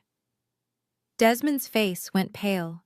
The glass of champagne slipped from his fingers and shattered on the floor. "You wanted to talk about family, Desmond," I asked, my voice ringing through the silent hall. "So let's talk. Let's read some receipts." I looked at the audience. "Can everyone read the text on the screen?" I asked. "Or should I ask my brother to read his own words out loud?" The room gasped, and for the first time all night, Desmond Miller was absolutely speechless. The feedback from this microphone was a sharp, high-pitched whine that cut through the silence, but nobody covered their ears. They were too paralyzed by what was happening. I stood at the podium gripping the cold metal stand with hands that were steady and dry. My brother Desmond stood a few feet away, his mouth opening and closing like a fish that had been thrown onto a dock. He looked at the black screen behind me, then at me, then at the audience. Panic was beginning to set in, the kind of primal fear that happens when a predator realizes it has become the prey. "You are right, Desmond," I said, my voice amplified and crystal clear, reaching every corner of the ballroom. "You just gave a beautiful speech about family. You said family is about sharing. You said family is about honesty, and I agree with you completely." I paused, letting the words hang in the air. I looked directly at Tiffany. She was standing frozen near the edge of the stage, her knuckles white as she gripped her clutch. She knew. Deep down in the darkest part of her soul, she knew exactly what was coming. So I continued, my voice dropping an octave, becoming darker, more dangerous. "Since we are sharing everything tonight, I think it is only fair that we share the truth. You mentioned that I am the charity case. You mentioned that I am the failure. But I think the guests deserve to know what the real Millers actually think about Grandma Hattie." I turned my head slightly toward the audiovisual booth in the back. "Hit it," I commanded. The massive LED screen behind me, which cost $5,000 to rent for the evening, flickered to life. It did not show the slideshow of stock photos of Paris that Desmond had downloaded from the internet. It did not show the flattering portraits of Tiffany that she had spent hours editing. It showed a screenshot. A massive high-definition screenshot of a WhatsApp group chat. The green header was visible to everyone in the room, even the people standing in the back by the bar. It read, "The real Millers," and underneath, in smaller text, "No Kamara allowed." A ripple of murmurs went through the crowd. I saw the mayor of Atlanta squinting at the screen. I saw the CEO of Delta Airlines put on his glasses. "Let's take a look at a conversation from 3 months ago," I said, acting as the narrator of their destruction. This was dated October 12th, the day Grandma Hattie was hospitalized for pneumonia. I pointed to the first message bubble on the screen. It was from Tiffany. Her profile picture was a selfie of her pouting. I read the text out loud, my voice devoid of emotion. Tiffany wrote, "Ugh, the doctor says she is going to pull through. I cannot believe it. I already picked out the new curtains for the master bedroom. Why is this old hag so hard to kill? I need that house before the market dips." The gasp that went through the room sucked the oxygen out of the air. It was a physical sound, a collective recoil of disgust. Tiffany let out a strangled cry. "That is fake. That is not real. She hacked my phone. She is using a—" I ignored her. I clicked a small remote in my hand. The screen scrolled down. "And here is a response from her loving husband, Desmond," I said. The message on the screen was from Desmond. Desmond wrote, "Don't worry, babe. She is 85. She cannot last much longer. Once she kicks the bucket, we sell the house, dump the ceramic cats, and buy that boat. And do not worry about Kamara. That idiot thinks she is getting a share, but I convinced Mom to cut her out of the will completely. She will be on the street, and we will be in the Hamptons." I looked at Desmond. He was pale, a sickly shade of gray that matched the napkins I had held earlier. He was shaking his head, backing away from me as if I were radioactive. "No," he whispered. "No, that was private. You cannot show that. That is illegal." I laughed. A cold, sharp sound. Illegal Desmond. You signed a family non-disclosure agreement yesterday, remember? But the funny thing about that agreement is that you never actually countersigned it. I have the copy. It only has my signature, which means I am not bound by anything. But you are bound by the truth. I clicked the remote again. The screen changed. This time it was a spreadsheet, a betting pool. And for those who think this is just about money, let's look at how much they respect my personal life, I said. Here is a betting pool organized by Tiffany titled Kamara's Inevitable Divorce. The screen showed a list of dates and dollar amounts. Mom bet $50 that my husband would leave me within 6 months, I read. Desmond bet $100 that he would leave me because I was, quote, too depressing to look at. And Tiffany put down $200 that I would end up living in my car. I looked out at the audience. I saw Julian Hayes, the state senator, standing near the front now. He had taken off his waiter's jacket. He was wearing his tuxedo shirt underneath. He looked furious. He looked ready to fight. I saw Grandma Hattie. She was crying. Not tears of sadness, but tears of relief. She was nodding her head, watching the screen, watching the truth finally come into the light. Tiffany screamed. It was a primal, animalistic shriek. "Turn it off!" she yelled, her face contorted into a mask of pure rage. She abandoned all pretense of elegance. She hiked up her gold-sequined dress and lunged toward the stage. She looked like a demon. Her eyes were wild. She was not looking at the screen anymore. She was looking at me. She wanted to hurt me. She wanted to silence me. She scrambled up the stairs, her heels clicking frantically. "Give me that microphone, you bitch! You jealous, lying bitch!" She reached out her claw like nails, aiming for my face. I did not flinch. I did not move. I did not even blink, because I knew who was standing in the shadows. Just as Tiffany lunged for me, a massive figure stepped out from behind the curtain. It was the head of security, the man I had spoken to earlier. He moved with the speed of a linebacker. He stepped in front of me, creating a wall of muscle between me and my sister-in-law. He caught Tiffany by the wrists mid-air. "That is enough, ma'am," he said, his voice deep and authoritative. "Let me go!" Tiffany screeched, thrashing against his grip. She kicked at him, her gold shoes making contact with his shin, but he didn't budge. She tried to bite him.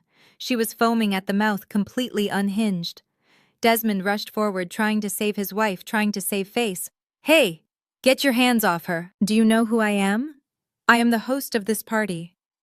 The security guard looked at Desmond. He did not release Tiffany. Instead, he looked at me. "Ms. Kamara," the guard asked, "what are your orders?" The room went silent again. Everyone heard it. He did not ask Desmond. He did not ask Tiffany. He asked the woman in the maid's uniform. Desmond froze. "Why are you asking her?" "She is the help." I stepped out from behind the guard. I walked to the edge of the stage. I looked down at Desmond, who was sweating through his cheap tuxedo. I looked at Tiffany, who was panting, her hair wild, her makeup smeared. I leaned into the microphone one last time. "Actually, Desmond," I said, "I am not the help. I am the host. I paid for this venue. I paid for the flowers. I paid for the champagne you have been drinking. And I paid for the security guard who is currently holding your wife." I clicked the remote one last time. The screen changed from the text messages to a bank statement. It showed a wire transfer of $50,000 to the St. Regis Hotel. The sender name was clearly visible: Velvet Inc. Global Holdings. CEO Kamara Miller. The crowd gasped again. This time it was not disgust, it was awe. Desmond stared at the screen. His mouth fell open. "Velvet Inc., he whispered. That is the company that handles crisis management for the NFL. That is a multi-million-dollar firm." I smiled. "And that is my company, Desmond. I am not a charity case. I am a tycoon. And you are just a man who forgot to pay his mortgage." I turned to the guard. "Escort them out," I said calmly. "They are trespassing on my property." Tiffany began to scream again, a long, wailing sound of defeat, as the guard began to drag her toward the exit. Desmond stumbled backward, looking at the guests, looking for an ally, but finding only a sea of cold, judgmental faces. The receipts had been read, the bill was due, and the Millers were officially bankrupt in every way that mattered. Desmond looked like a man watching his life burn down in high definition. The LED screen behind me was still glowing with the evidence of his cruelty, casting a harsh blue light over his sweating face.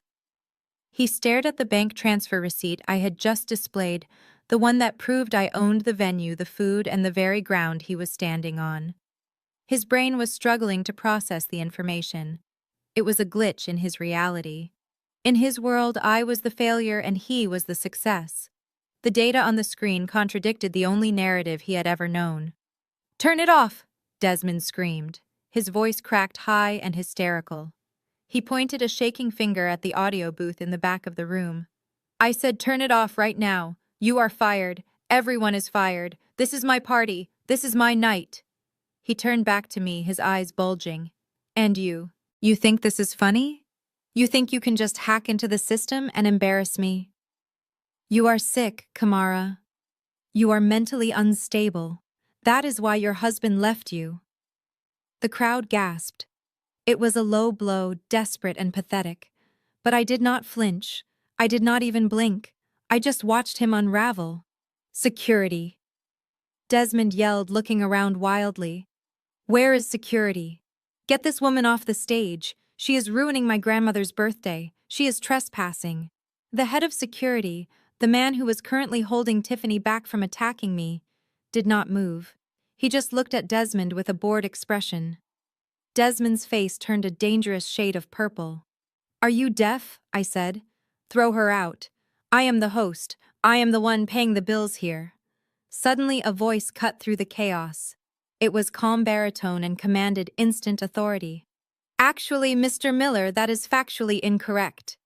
Desmond whipped his head around. Standing just a few feet away was the waiter he had snapped his fingers at earlier, the waiter he had ordered to fetch shrimp, the waiter he had treated like furniture. Julian Hayes stepped forward. He reached up and untied the black bow tie around his neck, letting it hang loose against his white shirt. He unbuttoned the waiter's jacket and shrugged it off, letting it fall to the floor to reveal a tailored tuxedo shirt and suspenders underneath.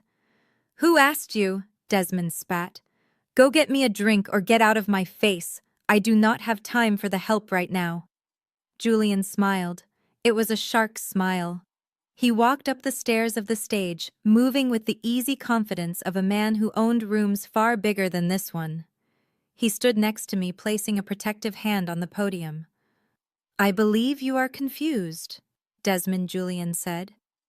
His voice projected without a microphone trained in the halls of the state senate. "I am not the help, and this is not your party." Desmond blinked.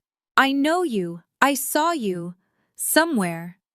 From the back of the room, the mayor of Atlanta stood up. He had been watching the scene with rapt attention. "Senator Hayes," the mayor called out. "Is that you?" The room erupted in whispers. "Senator." That waiter was the senator. Julian nodded to the mayor. "Good evening, Mr. Mayor. My apologies for the deception. I was doing a favor for a friend." Julian turned his cold gaze back to Desmond. Desmond looked like he was about to vomit. He looked from Julian to me, trying to connect the dots. You are Senator Hayes," Desmond stammered. "But you were serving crab cakes." "I saw you." Julian said smoothly. "Because when Kamara Miller asks for a favor, you do it. You see, Mr. Miller Kamara is not just my friend. She is my chief strategic advisor. She is the reason I won my seat by a landslide. She runs the crisis management firm that saved my campaign 3 years ago." Desmond's jaw dropped. "Strategic advisor. Her. She writes blogs. She is broke." Julian laughed. It was a dry, dismissive sound. "Broke, Mr. Miller? The woman standing next to you has a net worth that makes your entire existence look like a rounding error. She paid for this party. She paid for the catering. She paid for the security. She even paid for the champagne you have been guzzling all night. The only thing you contributed to this evening was your audacity. Desmond took a step back as if Julian had physically slapped him. He looked at the crowd. He saw the realization dawning on their faces. The guests were looking at me with new eyes. They weren't seeing the maid anymore. They were seeing the power broker. They were seeing the woman who could command senators to wear aprons. "This is a lie," Desmond whispered, but the fight was draining out of him. "It is a prank. It has to be." Julian leaned in close to Desmond, but he spoke loud enough for everyone to hear. "It is time for you to leave the stage, son. You are out of your depth. You are drowning in a pool you are not qualified to swim in. Step down before you drown completely." Desmond looked at Tiffany. He needed her to fix this. He needed her to scream, to lie, to do something. But Tiffany was not screaming anymore. She was staring at me.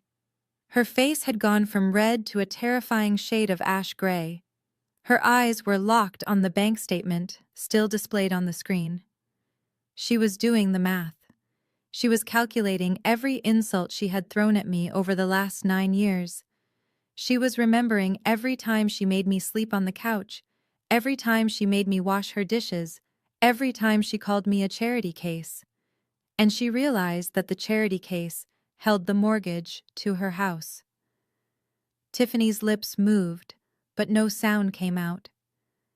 She looked at her husband, the man she had bet on, the man she thought was her ticket to the high life. And she saw him for what he was: a fraud, a failure, a clown in a rented suit. Then there was a thud. Everyone turned. Everyone. My mother Loretta had collapsed near the front row. She did not fall hard. It was a graceful, controlled descent. She crumpled onto the thick carpet like a wilting flower, one hand fluttering to her forehead. Mom Desmond yelled, seeing his chance to escape the humiliation. He rushed off the stage and knelt beside her. "Someone call 911. My mother has fainted. She is having a heart attack." The room fell into a hush. People started to move forward, concerned.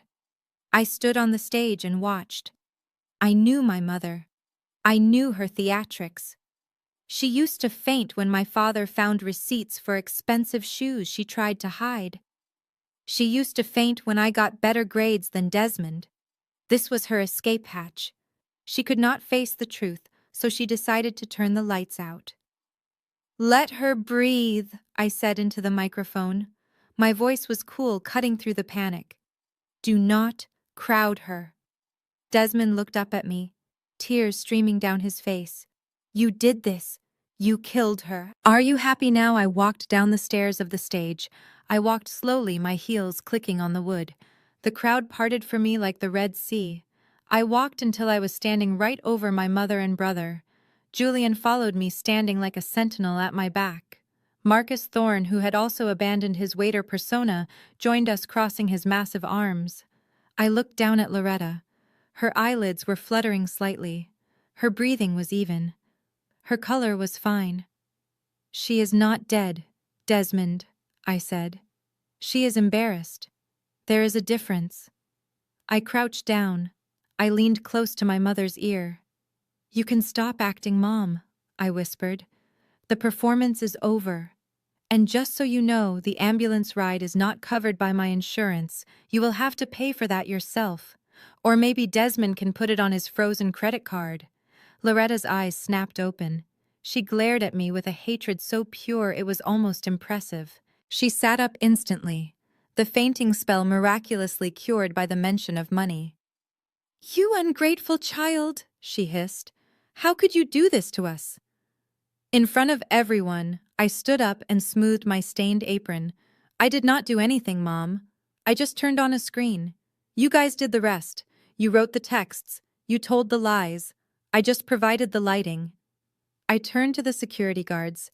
"Get them out," I said. "All of them. Desmond, Tiffany, and Loretta. Remove them from the premises immediately." "But this is Grandma's party," Desmond shouted, clinging to his mother. "You cannot kick us out of Grandma's party." I looked at Grandma Hattie. She was sitting in her wheelchair watching the scene with a small, satisfied smile. She held the manila envelope in her lap. Grandma, I asked, do you want them here? The room waited. The matriarch looked at her son. She looked at her daughter-in-law. She looked at the grandson she had pampered for 35 years. She picked up the microphone I had left on the table next to her. Get out, Hattie said. Her voice was weak, but clear. Take your fake tears and your fake money and get out of my sight. I want to eat my cake with my granddaughter, my real granddaughter. Desmond looked like he had been shot. Tiffany let out a sob and covered her face. Loretta scrambled to her feet, trying to maintain some dignity, but her knees were shaking. The security guards moved in. They were not gentle this time. They grabbed Desmond by the arms. They guided Tiffany and Loretta toward the side exit. As they were dragged away, kicking and screaming about lawsuits and unfairness, the guests watched in silence. Nobody defended them. Nobody offered a hand. The curtain had been pulled back, and the wizard was just a small, sad man with no power. I watched them disappear through the double doors. The silence in the room stretched out for a moment longer. Then slowly, Julian began to clap. Then Marcus. Then the mayor. Then the CEO of Delta. The applause swelled. It grew louder and louder until it filled the cavernous room. They were not clapping for the drama. They were clapping for the justice. They were clapping for the woman who had stood in the fire and refused to burn. I looked at Grandma Hattie. She winked at me. I walked over to her and took the microphone. Sorry about the interruption, everyone. I said, a genuine smile finally breaking across my face. Now who wants cake? It is paid for. And I promise it tastes a lot better than revenge. The security guards stopped dragging my family toward the exit for a brief moment. The room was suspended in a state of absolute shock. My mother was clutching her pearls. Desmond was hyperventilating, and Tiffany looked like a statue of misery. But the person who commanded the attention of every soul in that ballroom was not me. It was Grandma Hattie. She did not look frail anymore. The woman who had spent the last decade hunched over in a wheelchair, pretending to be hard of hearing and confused, sat up straight. Her spine was steel. Her eyes, usually clouded with feigned age, were clear and sharp as diamonds. She raised a hand. Her fingers steady, and beckoned to me. Kamara, she said. Her voice was not the whisper everyone was used to. It was strong. It was the voice of the woman who had built this family from nothing. Help me up, Desmond gasped. Grandma, you cannot stand. You have bad knees. Grandma Hattie ignored him. I walked over to her. I offered her my arm. She gripped it, her fingers digging into my skin with surprising strength.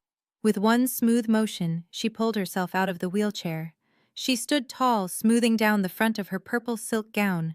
She did not need her cane. She did not need help. She walked to the microphone stand I had vacated. She looked out at the crowd. Then she looked at the security guards holding her son and his wife. Let them go, Grandma Hattie ordered. I want them to hear this. The guards stepped back. Desmond, Tiffany, and Loretta huddled together, looking like terrified children caught stealing from the cookie jar. Grandma Hattie gripped the microphone. For 9 years she began, her voice echoing off the walls. I have played the part of the foolish old woman. I sat in that corner chair. I let you feed me mush. I let you talk about me as if I was already a corpse. I let you think I was blind. She turned her head slowly to look at Desmond. But I was not blind, Desmond. I was watching. I watched you steal cash from my purse while I pretended to sleep. I watched you sign my name on checks I never authorized. I watched you treat your sister like a dog because you were too insecure to admit she was smarter than you. Desmond sobbed. Grandma, please. I did it for us. Silence, she commanded. The word cracked like a whip. She turned her gaze to Tiffany. Tiffany shrank back, trying to hide behind Desmond. And you? Hattie said, her voice dropping to a dangerous whisper. Tiffany, the woman who thinks she is too good for this family. I saw the text messages on that screen. You asked why the old hag is so hard to kill. Is that right? Tiffany shook her head frantically. No, Grandma. I never meant... You meant every word. Hattie cut her off. You want me dead so you can sell my house. You want me dead so you can buy a boat. You have been counting the days until my funeral like it is a holiday. Grandma Hattie reached into the bodice of her dress. She pulled out a folded document. It was thick. It was old. The paper was yellowed at the edges. Everyone in the room recognized it. It was the last will and testament that had been sitting in the safe for a decade, the one that gave everything to Desmond. "You want this?" Hattie asked, holding the paper up. "This is what you have been waiting for. This is the paper that says Desmond gets the house, the stocks, and the land. This is the paper that says Kamara gets nothing because she is the charity case." Desmond's eyes lit up with a flicker of hope. "Grandma, yes. We are family. Blood is thicker than water." Hattie laughed. It was a dry, humorless sound. "You are right, Desmond. Blood is thicker, but loyalty is everything. And for 9 years I have been blind to the fact that the only person in this room who actually loves me is the one you tried to destroy." She looked at me. Her eyes softened. Kamara did not know I had money. She did not know about the trust. She thought I was just a poor old woman. And yet she visited me every Sunday. She washed my hair. She read to me. And tonight she spent her own fortune to give me a night I would remember. She did not do it for an inheritance. She did it because she is a good woman. Hattie looked back at the trio of vultures. "And thanks to my granddaughter, my eyes are finally wide open." With a sudden violent motion, Grandma Hattie ripped the document in half. The sound of the thick paper tearing was louder than a gunshot in the silent room. Desmond screamed as if she had ripped his own skin. She put the two halves together and ripped them again, and again. She tore the legacy they felt entitled to into confetti. She threw the pieces into the air. They fluttered down to the stage floor like snow. "That will is gone," Hattie declared, "and so is your place in my life." She turned to me. "Read the new one, Kamara," she said. "Read it so they know exactly what the price of betrayal is." The silence in the ballroom was absolute. It was the kind of silence that usually follows a bomb blast, a vacuum of sound, where the only thing you can hear is the ringing in your ears. Grandma Hattie sat in her wheelchair, looking like a queen on her throne, the shreds of the old will scattered around her feet like confetti. Desmond and Tiffany stood frozen, their eyes locked on the paper debris. The inheritance they had banked on the safety net that had allowed them to live recklessly beyond their means for a decade was gone. But I was not done. The destruction of their future was satisfying, but I needed to address their present. I needed to address the debt they had racked up while mocking me for counting coupons. I raised my hand, snapping my fingers once. From the shadows of the stage wing, a man stepped forward. He was tall, wearing a charcoal gray suit that cost more than Desmond's car. He carried a leather briefcase that looked heavy with the weight of bad news. This was David Sterling, the most ruthless corporate attorney in Atlanta, and my personal legal counsel. "Who is that?" Desmond whispered, his voice trembling. David walked to the microphone. He did not smile. He placed the briefcase on the podium and clicked the latches open. The sound echoed through the room like 2 gunshots. "Good evening," David said. His voice was smooth, calm, and utterly terrifying. "I am David Sterling, legal representative for Ms. Kamara Miller and the newly appointed administrator of the Hattie Miller estate." Tiffany gasped. "Administrator, but—" "Desmond is the executor. It says so in the will." David pulled a document from his briefcase. He held it up. "That will has been revoked, Mrs. Miller.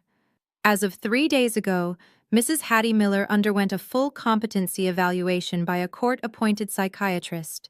She was found to be of sound mind and exceptional mental clarity. Following that evaluation, she executed a new estate plan." He placed the document down and looked directly at Desmond. "All assets previously held by Mrs. Hattie Miller, including the primary residence on Oak Creek Drive, the vacation property in Virginia, and her investment portfolio have been transferred into an irrevocable trust." Desmond took a step forward. "A trust? Okay, well, who controls the trust?" "I am the eldest grandson. It has to be me." David finally smiled. It was not a nice smile. The sole trustee with full power of attorney and absolute discretion over all disbursements is Ms. Kamara Miller. The room erupted in whispers. I saw the CEO of Delta Airlines nod in approval. He knew what that meant. It meant I held the keys to the kingdom. No, Desmond screamed. No, that is impossible. She is broke. She cannot manage an estate. She can barely pay her rent. David looked at me. I nodded. Actually, Mr. Miller, David continued, that brings me to the second matter of business. He pulled another file from his bag. This one was red. My client, Ms. Kamara Miller, instructed me to perform a full audit of the family's liabilities to ensure the estate was secure. During that audit, we discovered some interesting financial anomalies regarding your personal accounts. Desmond's face went white. He looked at Tiffany. Tiffany was chewing on her lips so hard it was bleeding. It appears David said, reading from the file, that you are currently in default on your home mortgage, you are 3 months behind on your car payments, and your combined credit card debt across 4 institutions totals $85,000. Desmond tried to laugh, but it came out as a choke.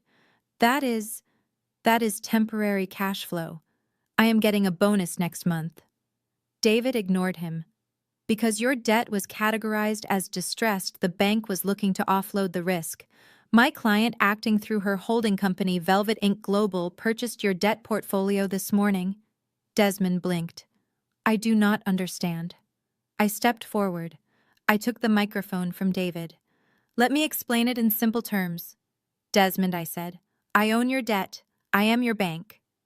I walked down the steps of the stage until I was standing inches away from my brother. He smelled of sweat and fear. You see, Desmond, when you were busy adding me to that group chat to make fun of my car, I was busy buying the loan on yours. When you were laughing about my thrift store clothes, I was buying the mortgage on the house you sleep in. I leaned in closer. You are insolvent, brother. You are broke. And because I am the new creditor, I have the right to call in the loan immediately if I suspect the borrower is engaging in reckless spending. I gestured to the lavish ballroom, the flowers, the champagne tower, and spending $50,000 on a party you cannot afford, I would call that reckless. Desmond looked around the room, pleading with his eyes for someone to help him. But nobody moved. They were witnessing a financial execution. So here is the deal, I said, my voice hard as diamond. You have 24 hours. 24 hours for what he whispered. To pay me, I said. I want the $85,000 in credit card debt paid in full by tomorrow at midnight. Desmond's knees buckled. He grabbed onto a chair to stay upright. I do not have that kind of money. You know I do not. I looked at Tiffany. She was shrinking into herself, trying to become invisible. Then I suggest you start liquidating assets, I said. I looked pointedly at the gold-sequined dress she was wearing. I looked at the diamond earrings that I knew were put on a credit card. I looked at the designer clutch in her hand. Tiffany, I said, you like nice things, do not you? You like the status. You like the labels. Tiffany stared at me, tears streaming down her face, ruining her professional makeup. You have a closet full of Birkin bags. Do not you? I asked. And those Louboutins you are wearing, and the Rolex on Desmond's wrist. I checked my watch. If I were you, I would start listing them on eBay right now. Because if I do not see that money in my account by midnight tomorrow, I am initializing foreclosure proceedings on your house, and I will have your cars repossessed. Tiffany let out a wail. You cannot take my house. Where will we live? I shrugged, the same way she had shrugged when she told me to clean the floors. Maybe you can find a nice apartment, I said. Or maybe you can stay in a hotel. Oh wait, you cannot. Your credit cards are frozen. I turned back to the crowd. The guests were silent, but their eyes were wide with respect. They understood the language of power. They understood that I hadn't just won. I had dominated. Desmond grabbed my arm. His grip was weak, desperate. Kamara, please. We are family. You cannot do this to family. We have nowhere to go. I looked at his hand on my arm until he let go. Family, I asked. The family that called me a charity case for 9 years. The family that bet on my divorce. I shook my head. You are right, Desmond. Charity starts at home. And unfortunately for you, I am closing the charity. I turned to David. Mr. Sterling, please hand them the formal notice of demand. David handed Desmond a thick envelope. Desmond took it like it was a death sentence. You have 24 hours, I repeated. Tick-tock, Desmond. Tick-tock. I turned my back on them. I walked over to Grandma Hattie, who was beaming with pride. Shall we cut the cake now? I asked her. Grandma Hattie laughed. I think that would be lovely. Behind me, I heard the sound of Tiffany sobbing and Desmond arguing with David. But it sounded distant, like noise from a television in another room. I did not care anymore. I had my dignity. I had my grandmother. And I had the receipts. As the waiter brought out the massive cake, I looked over my shoulder one last time. Tiffany was looking at her clutch, realizing she would have to sell it to pay for her husband's mistakes. It was the most beautiful sight I had ever seen. The sun rose over Atlanta, painting the skyline in gold, but for the Miller household it was a morning of absolute darkness. I sat on the balcony of my penthouse, sipping a cup of Blue Mountain coffee. My phone sat on the glass table, vibrating violently. It had been ringing non-stop since 6 in the morning. I finally picked it up. It was an unknown number, but I knew exactly who it was. Hello, I said, my voice calm and rested. Kamara. The voice on the other end was a wet, desperate rasp. It was Tiffany. She sounded like she had been crying for hours, or perhaps screaming. Kamara, please do not hang up. You have to listen to me. I am at a payphone. Desmond cut off my cell service. He is losing his mind. I took a sip of coffee. Good morning, Tiffany. How is the packing going? You have 14 hours left. Kamara, please, she sobbed. This is a mistake. You have to understand. I never wanted to treat you that way. It was Desmond. He made me do it. He was so jealous of you. He told me that if I was nice to you, he would leave me. I was a victim too, Kamara. I was scared of him. I listened to her lies. They were slippery and pathetic. This was the woman who had mocked my clothes in the thrift store. This was the woman who had laughed when she spilled wine on me. And now, faced with the consequences of her own cruelty, she was throwing her husband under the bus to save herself. He forced me to write those texts. She continued, her voice rising in hysteria. He made me bet on your divorce. He said it would make him feel better. Kamara, we are sisters. You know how men can be. Please just call off the debt collectors. I will leave him. I swear I will. Just let me keep the house. I smiled. It was a cold smile that didn't reach my eyes. You are recording this call, aren't you? I asked, hoping to use it against him in divorce court. There was a pause, then a stammer. No, I just want you to know the truth. Well, Tiffany, I said, I believe in transparency. Just like at the party. I hung up. Immediately, I went into my call log. I selected the recording of the last 3 minutes. I attached the file to a text message. I addressed it to Desmond Miller. I added a simple caption. Your wife seems to think you are the problem. Thought you should know who you are sharing a foxhole with. I hit send. I set the phone down and watched the birds fly over the city. I didn't need to be in that suburban house to know what was happening. I could imagine the ping on Desmond's phone. I could imagine him pressing play.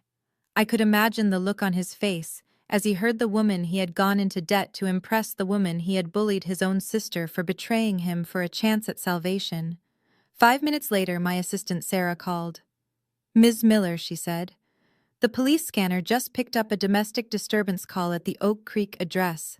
Neighbors reported shouting and objects being thrown through windows. I nodded. It appears the snake is eating its own tail. But that was just the private destruction. The public destruction was far more efficient. Sarah continued. And regarding the social media strategy, the video from the party is trending on Twitter and TikTok. The hashtag charity case is #1, but not in the way they think. I opened my laptop. The video of Tiffany screaming at me on stage, her face contorted with rage, calling me a bitch while I stood there calmly, had 5 million views. But it wasn't just that clip. My team had released the B-roll footage from the live stream Tiffany herself had filmed. It showed her snapping her fingers at the waiters. It showed her making fun of the guests she thought were poor. It showed her making a comment about how she didn't want dark-skinned people ruining the aesthetic of her photos. The internet had done the rest. I scrolled through the comments. User 1 wrote, "This woman is a monster. I went to high school with her. She has always been a bully." User 2 wrote, "I just called the boutique where she claims to be a VIP. They said they are banning her for life." User 3 wrote, "I work for the HOA in her neighborhood. We are launching an investigation into her conduct. Tiffany Miller wasn't just broke, she was cancelled. She was a pariah. The social status she valued more than oxygen had been stripped away overnight. She would walk into a grocery store and people would spit at her feet." I closed the laptop. The war was over. The enemy wasn't just defeated, they were destroying each other in the ruins. I finished my coffee. It tasted exceptionally good today. I had a meeting with my architect in an hour to discuss the new wing I was adding to Grandma Hattie's favorite charity center. Life was moving on, and the Millers were just a cautionary tale in my rearview mirror. 2 days after the party, the private elevator that opened directly into my penthouse foyer chimed softly. I stood by the floor-to-ceiling windows, looking out over the Atlanta skyline. From up here, the cars looked like toys, and the people looked like ants. It was a perspective I had grown used to. A perspective that made the petty dramas of my family seem insignificant. The elevator doors slid open. My mother, Loretta, stepped out.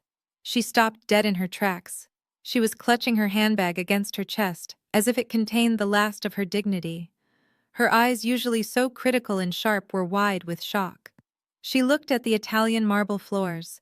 She looked at the crystal chandelier that hung like a frozen waterfall in the center of the room.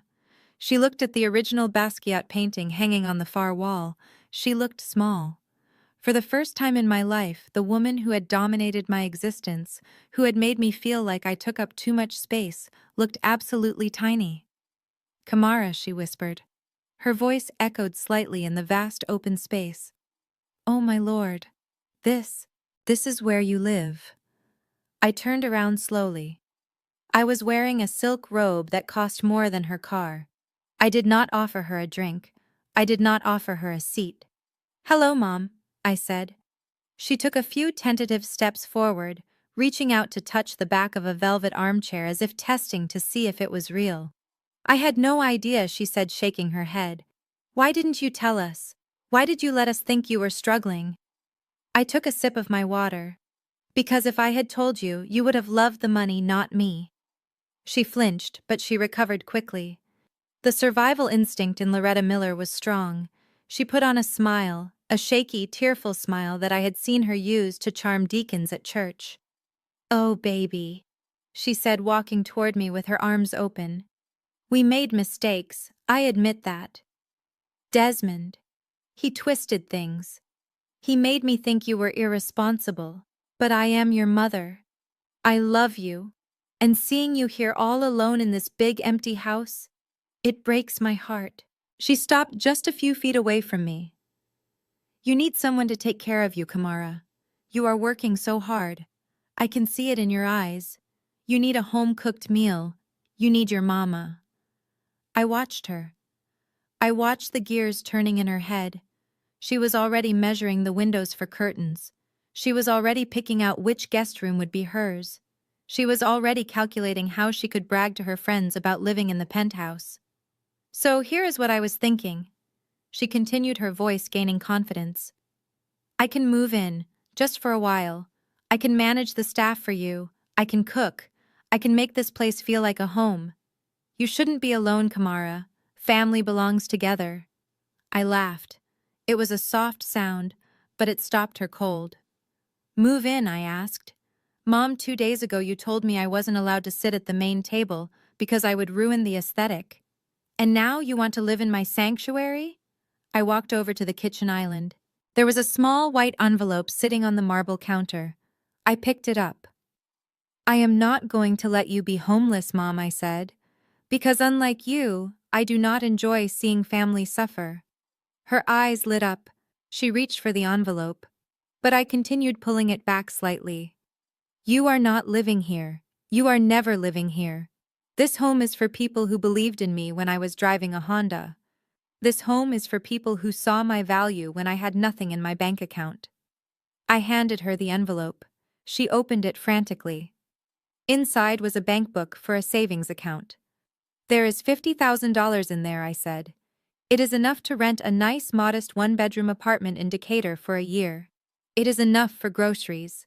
It is enough for bingo night." "50,000?" she asked, looking at the number. "But, Kamara, look at this place. You have millions. You could buy me a house." "I could," I agreed. "But I won't. Because that money is a gift, not an obligation. And frankly, Mom, $50,000 is a very generous severance package for a mother who failed at her job." Her face crumbled. "Kamara, please, do not be like this. I am old. I do not want to be alone." "Then you should have thought about that when you were betting on my divorce," I said. I pressed the button on the wall to call the elevator. "The money is yours, Mom. But my life, my peace, that belongs to me. And I am not sharing it with anyone who views me as a retirement plan." The elevator doors opened. I gestured toward them. "Goodbye, Mom. Enjoy the apartment. I hear Decatur is lovely this time of year." She looked at me one last time. She saw the steel in my eyes. She realized that the daughter she could manipulate was gone, replaced by a woman made of iron. She clutched the bank book to her chest, lowered her head, and walked into the elevator. I watched the doors close, cutting off her sobbing face. The silence returned to the penthouse. It wasn't empty, it was full. It was full of peace. I turned back to the window and watched the city below, finally free. The Mediterranean sun felt different than the sun in Atlanta. It did not burn, it kissed. I sat on the teak deck of the private yacht, watching the sapphire blue water churn into white foam as we cut through the waves off the coast of Amalfi. I took a deep breath, inhaling the scent of salt and lemon groves. For the first time in 32 years, the air did not taste like anxiety. It tasted like freedom. Sitting across from me, wearing a wide-brimmed sun hat and oversized designer sunglasses, was Grandma Hattie. She was no longer the frail woman in the wheelchair. She was vibrant. She was laughing as she tapped her foot to the Italian music playing softly from the speakers. She held a glass of fresh orange juice in her hand, looking out at the horizon with the peace of someone who had finally escaped a burning building. "This is the life, Hattie," she said to herself, adjusting her silk scarf.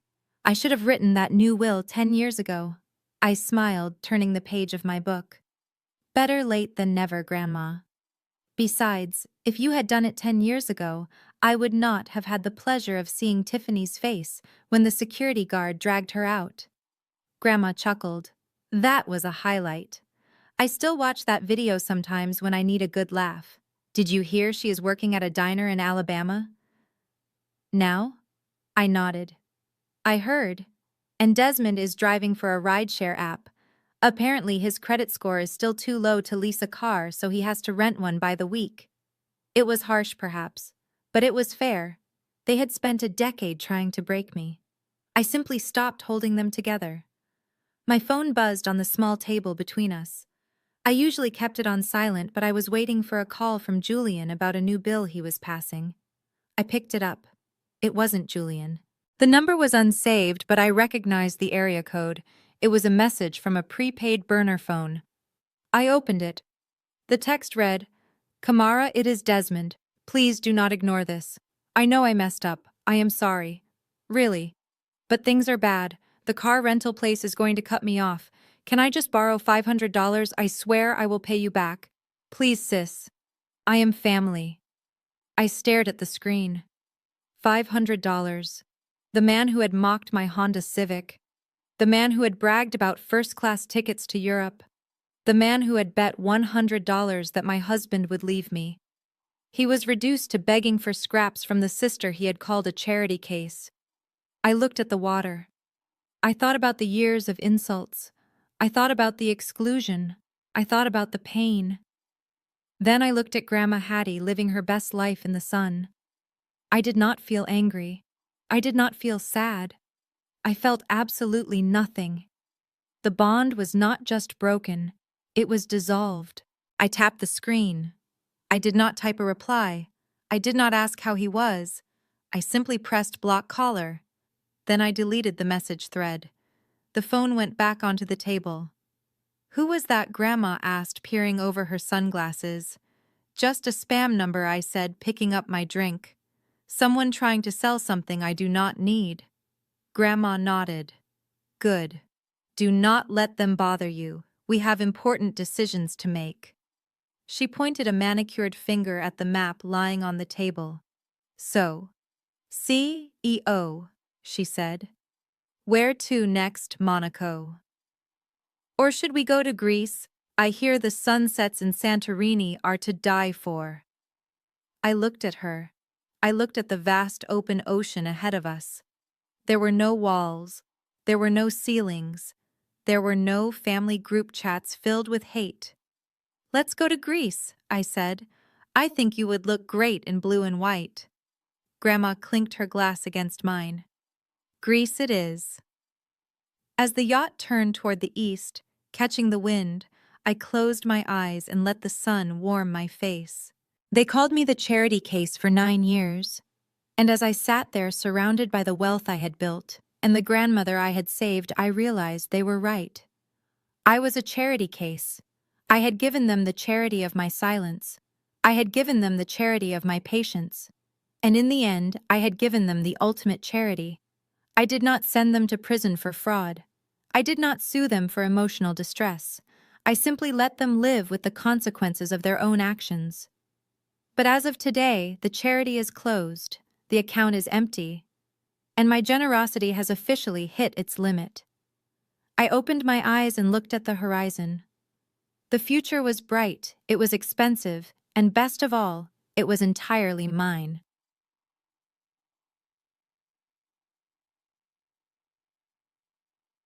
This story teaches us that your value is never determined by how your family treats you. Blood may connect us, but respect and loyalty are what make a true family. Kamara showed us that the best revenge is not screaming or fighting, but simply removing your access, your energy, and your resources from people who do not appreciate them. When you finally stop trying to buy their love with your silence, you realize that you were never the broken one. You were the bank, and it is okay to close the vault. If this story resonated with you, hit the like button and subscribe. Share this with someone who needs to know that walking away from toxic family is not an act of weakness. It is an act of survival. Thank you for watching, and remember, never let anyone treat you like a discount when you know you are a luxury.